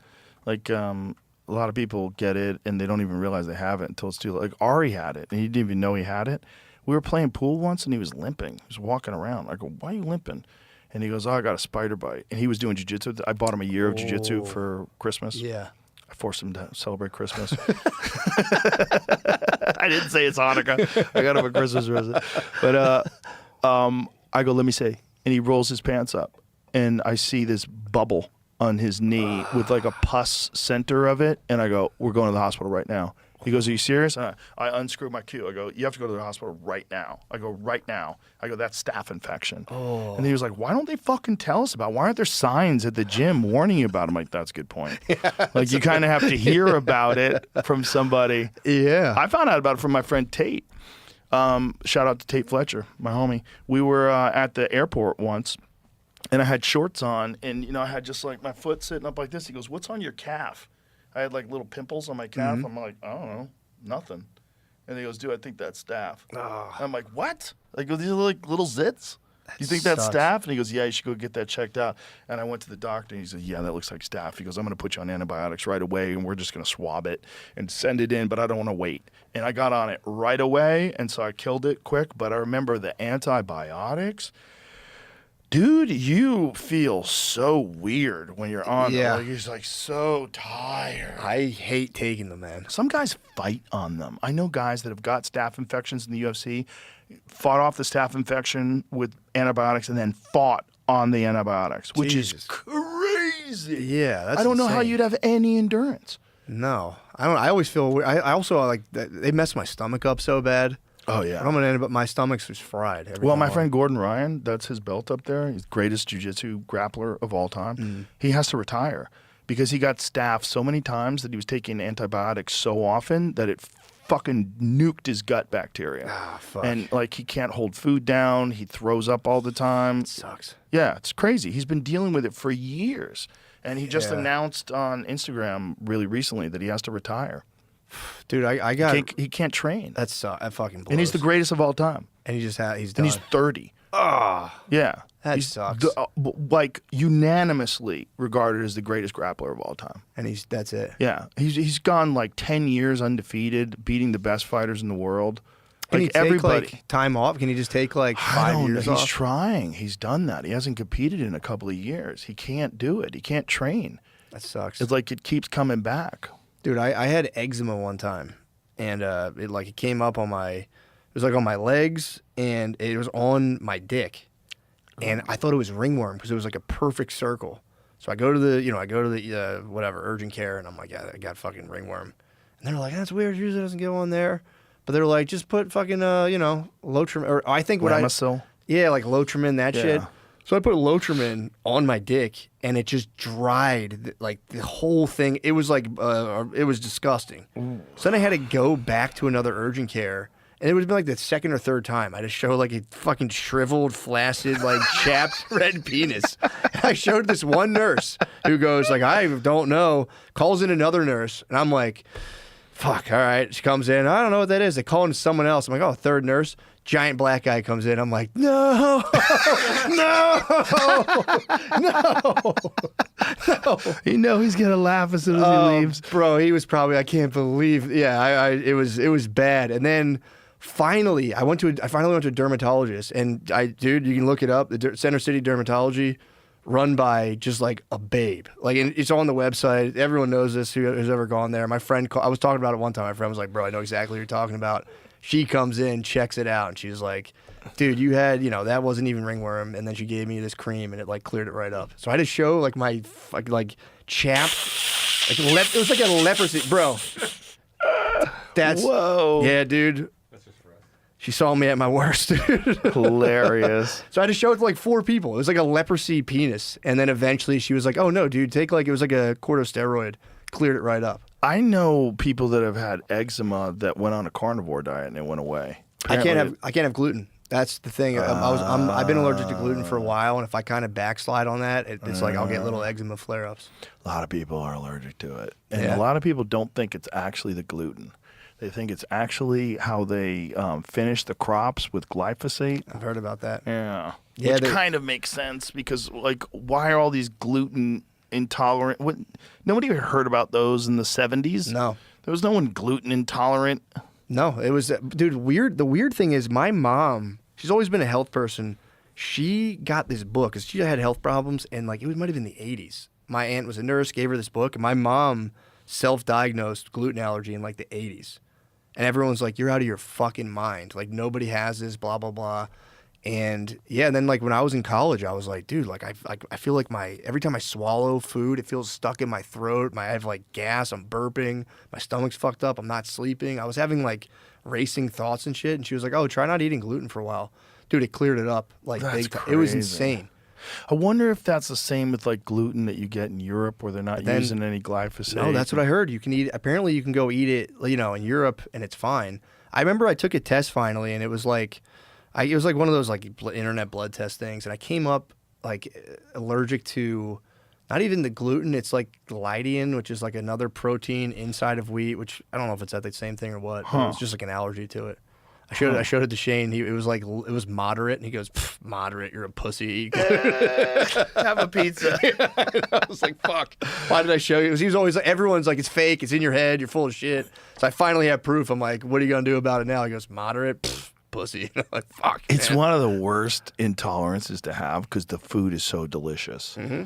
Like, think about it. Spaghetti, lasagna, bread, sandwiches. Eating the gluten-free bread is like at that point you just go like, I'm not eating bread. It's not really not good. bread. In order to make it good, you have to put so much shit in it that you're like, I might as well not eat it. I've been off gluten since I was like 21. Wow. And then anytime I would like backslide at a restaurant where they cook with it and stuff, it would, fuck me up. Weirdly enough though, if I get enough sunlight, I can tolerate a lot more stuff. I guarantee that's a vitamin D thing. I think, I don't know. It's weird, Yeah. man. Every time I go to a doctor, they're just like, bro, I don't know what to tell you. Well, vitamin D is good for your immune system, and these are autoimmune issues. It Yeah. makes sense that they would kind of be connected somehow or another. Yeah, because I couldn't eat after the gluten. It was like then I couldn't eat dairy, and then every time I'd get sunlight, I could eat the dairy. It's fucking weird. How man. nuts is the sunlight thing? Like for so long, people are saying, "Stay out of the sun. Sun's gonna kill you." It's crazy. And now they're going, "No. You need to get in the sun, or you're gonna die." I know. I know. What's the new? We got the new food pyramid now. I know. Well, a lot of people are so angry. They're so angry at RFK Jr. for flipping the food pyramid. But there's so much evidence that this is the accurate way to eat. This is the way people are supposed to be eating. It's like Yeah. whole foods, like actual food, like vegetables, meat, fish. Like that's what you're supposed to eat. Like actual food that people have been eating for thousands of years. That's how you're supposed to eat. Dude, that's the one. That's the stuff, the backlash against them that I'm like, I don't get it, man. It's like getting like the weird shit out of foods that they don't have in Europe for in like schools and stuff, and it's like That was always the left wing's position. It was know. like no preservatives, no additives, natural foods. I know that, and that's the Yeah. thing too. Like I love like because I have all these food allergies, so like I gotta go to like a hipstery kind of like rainbow flag restaurant. That's the only place I can eat from. So I'm like, I know you guys like this. Why are you pretending to not like getting rid of like Red 40 and all that shit? Because it's connected with Trump. Because RFK Jr. is a part of this party, Yeah. part of this administration. And so it became a political thing. People are just so silly. They'd rather commit suicide. They'd rather poison themselves than admit that he's right. It's insane. Just be like, dude, just give him one and be like, all right, that's actually a good one. But it's that resistance to recognizing maybe this person that I don't agree with because he's connected to this other person that I don't agree with. Maybe he's got some good points. Yeah. Maybe if a person that was like someone that I aligned with ideologically had the same points, I would be like, yes, thank you. Yes, these preservatives are terrible. Yes, these dyes are terrible. Yes, Yeah. this is bad for you. Yes, you should have warning labels. Yes, other countries have banned these products. Why do we have them? Yes. Dude, and especially like if you have kids, it's like, dude, you worry more about that than like your kids not eating a bunch of crazy bullshit. Yeah. It's like, dude, just let Weird, it man. go. You can be like, all right, like I don't like this, but that's fucking raw. I like that. Let's let them cook on that. And it's like, Well, yeah, so many people that aren't don't have religion in their life. They worship science. Like science they treat it as if this is like a doctrine and a dogma, and if you don't support it, you're a heretic. Like there's something wrong with you. It's like, well, do you know those people, these scientists? Like, a lot of them are fucking severely compromised. They're compromised by financial incentives. They're compromised by academic incentives. They're trapped in these systems where you're forced to have groupthink. Yeah. You have this top-down control. The people that are at the top are controlled and connected to these pharmaceutical drug companies. They're pushing these ideas. Like, this isn't all clean. Yeah, they're hanging with Epstein too, and I know, isn't that crazy? he loves scientists, man. Thank did. God I wasn't a scientist. Isn't that weird? Yeah, That's so weird. That's so fucking creepy. Yeah, it's and the science, dude. The science shit is like. 'Cause I do know this from going to a master's. I know you need to understand statistics. You need like a very serious understanding of statistics to actually make sense of those studies. And I never was able to do that. But it's like you can read those studies and like, oh, look at this. It's a graph. Everything's going up, and it's like, yeah, but like. What was like the percentage of the what this and it's like statistics is for real like magic to me where it's like it's so slippery and weird and like you can make one thing look this way and it's you can arrange the data in a different way and you're like, oh shit, the fucking thing went up and now this is better. It's like, well, that's what pharmaceutical drug companies do for sure. They'll run multiple studies and then throw out all the ones that show no efficacy and even hide dangerous side effects. They hide them. yeah, I think they're allowed to do as many. I remember reading a book on antidepressants like years and years ago, and I think they were allowed to do as many studies as it needed to like show basically what they wanted to see, which wasn't even good. It was crazy. like 50%. We had a lawyer in here that he'd worked on cases with pharmaceutical drug companies, and one of the things that he said that was really crazy was he found out that the pharmaceutical drug companies when they get peer reviewed, when their papers get peer reviewed, they don't have to give the data to the scientists. They give their review of the data to the scientists, and then it gets peer review. Damn. Yeah, That's fucked it's like up. rigged. Yeah, that's crazy. It's so rigged. Remember the study that was like if you drink one glass of wine, you're going to be healthy? Yeah. That was complete bullshit. That was made by a body of science that was like promoted by the big alcohol companies. It was completely false. I know so many people who were like, dude, it's good for me. Oh, I need alcohol every day. they were also saying resveratrol. That was one. Yeah, the grape shit. And it's also just like, eat a fucking grape then. Well, also take resveratrol. It's a good supplement, and the amount that you get in supplements is like far exceeds a glass of wine. You have to drink the whole bottle. Yeah, and then true. you're hammered. And you're drunk. Your liver's destroyed. Yeah, that shit always threw me off. And I remember at the time being like, there's no fucking way that's true. Yeah. Like, no, you hang out more and you're less lonely. And I think there's something to the relaxation of alcohol that like at least it makes you feel better, and I think feeling better is a part of like having a better life and having a healthier mind, because there's something about people that are just riddled with anxiety and thinking about things all the time. There's a lot of people out there that are just they don't have the tools to navigate this fucked up world, and so they're all a little drinky poo every now and then. Maybe not bad for them. True. Maybe a little just fuck it juice, like Yeah, true. If you drop the cortisol at night. yeah, just a little bit, a little relaxation. There's That's a lot true. of people that like one of the only things keeping them hanging on is a drink at night. You know, just True. a little drink, just nothing crazy. Yeah. Not killing yourself. Yeah, I wouldn't want to take that from somebody either. Yeah, I don't want to take that from people. That's true. I wouldn't want to take that, but it's just nuts to be like, this is actually really good for you. It's Well- like, well, it's lesser of two evils for sure. It's like, Or were they trying to say that like Fruit Loops were healthier for you than ground beef? Wasn't that one of the studies? was it really? Yeah, like they had comparisons, like they had a chart, like where things fit on the healthy versus not healthy. That's fucking insane. Well, the old food pyramid was the best. It was like cereal, bread, and pasta. That was what you're supposed to That's eat, the like base. nine That's most servings. of your food. You're supposed to be charged on just fucking like elbow macaroni. It was like, that was for real. Growing up, that's what it was. I remember Meanwhile, people in France, they're eating loaves of bread and they don't get fat. I know. And they're healthy. I know. That is fucking weird, man. We're getting poisoned. Yeah. Everyone who comes here from another country is like, I feel horrible. I when I know. get here. They have a hot dog and they're fucking vomiting in the trash can. All right, dog, let's wrap this up. Can All I right. one more thing? Yeah, This please. is going around Wexner's deposition from the oversight committee came out, like the full video did today. And there's this clip going around that I don't know what the context is. I'll show you. It's on the screen right now, Joe. Okay. I just want to play it and see. He what- says, I'll fucking kill you if you answer another question with more than 5 words, okay?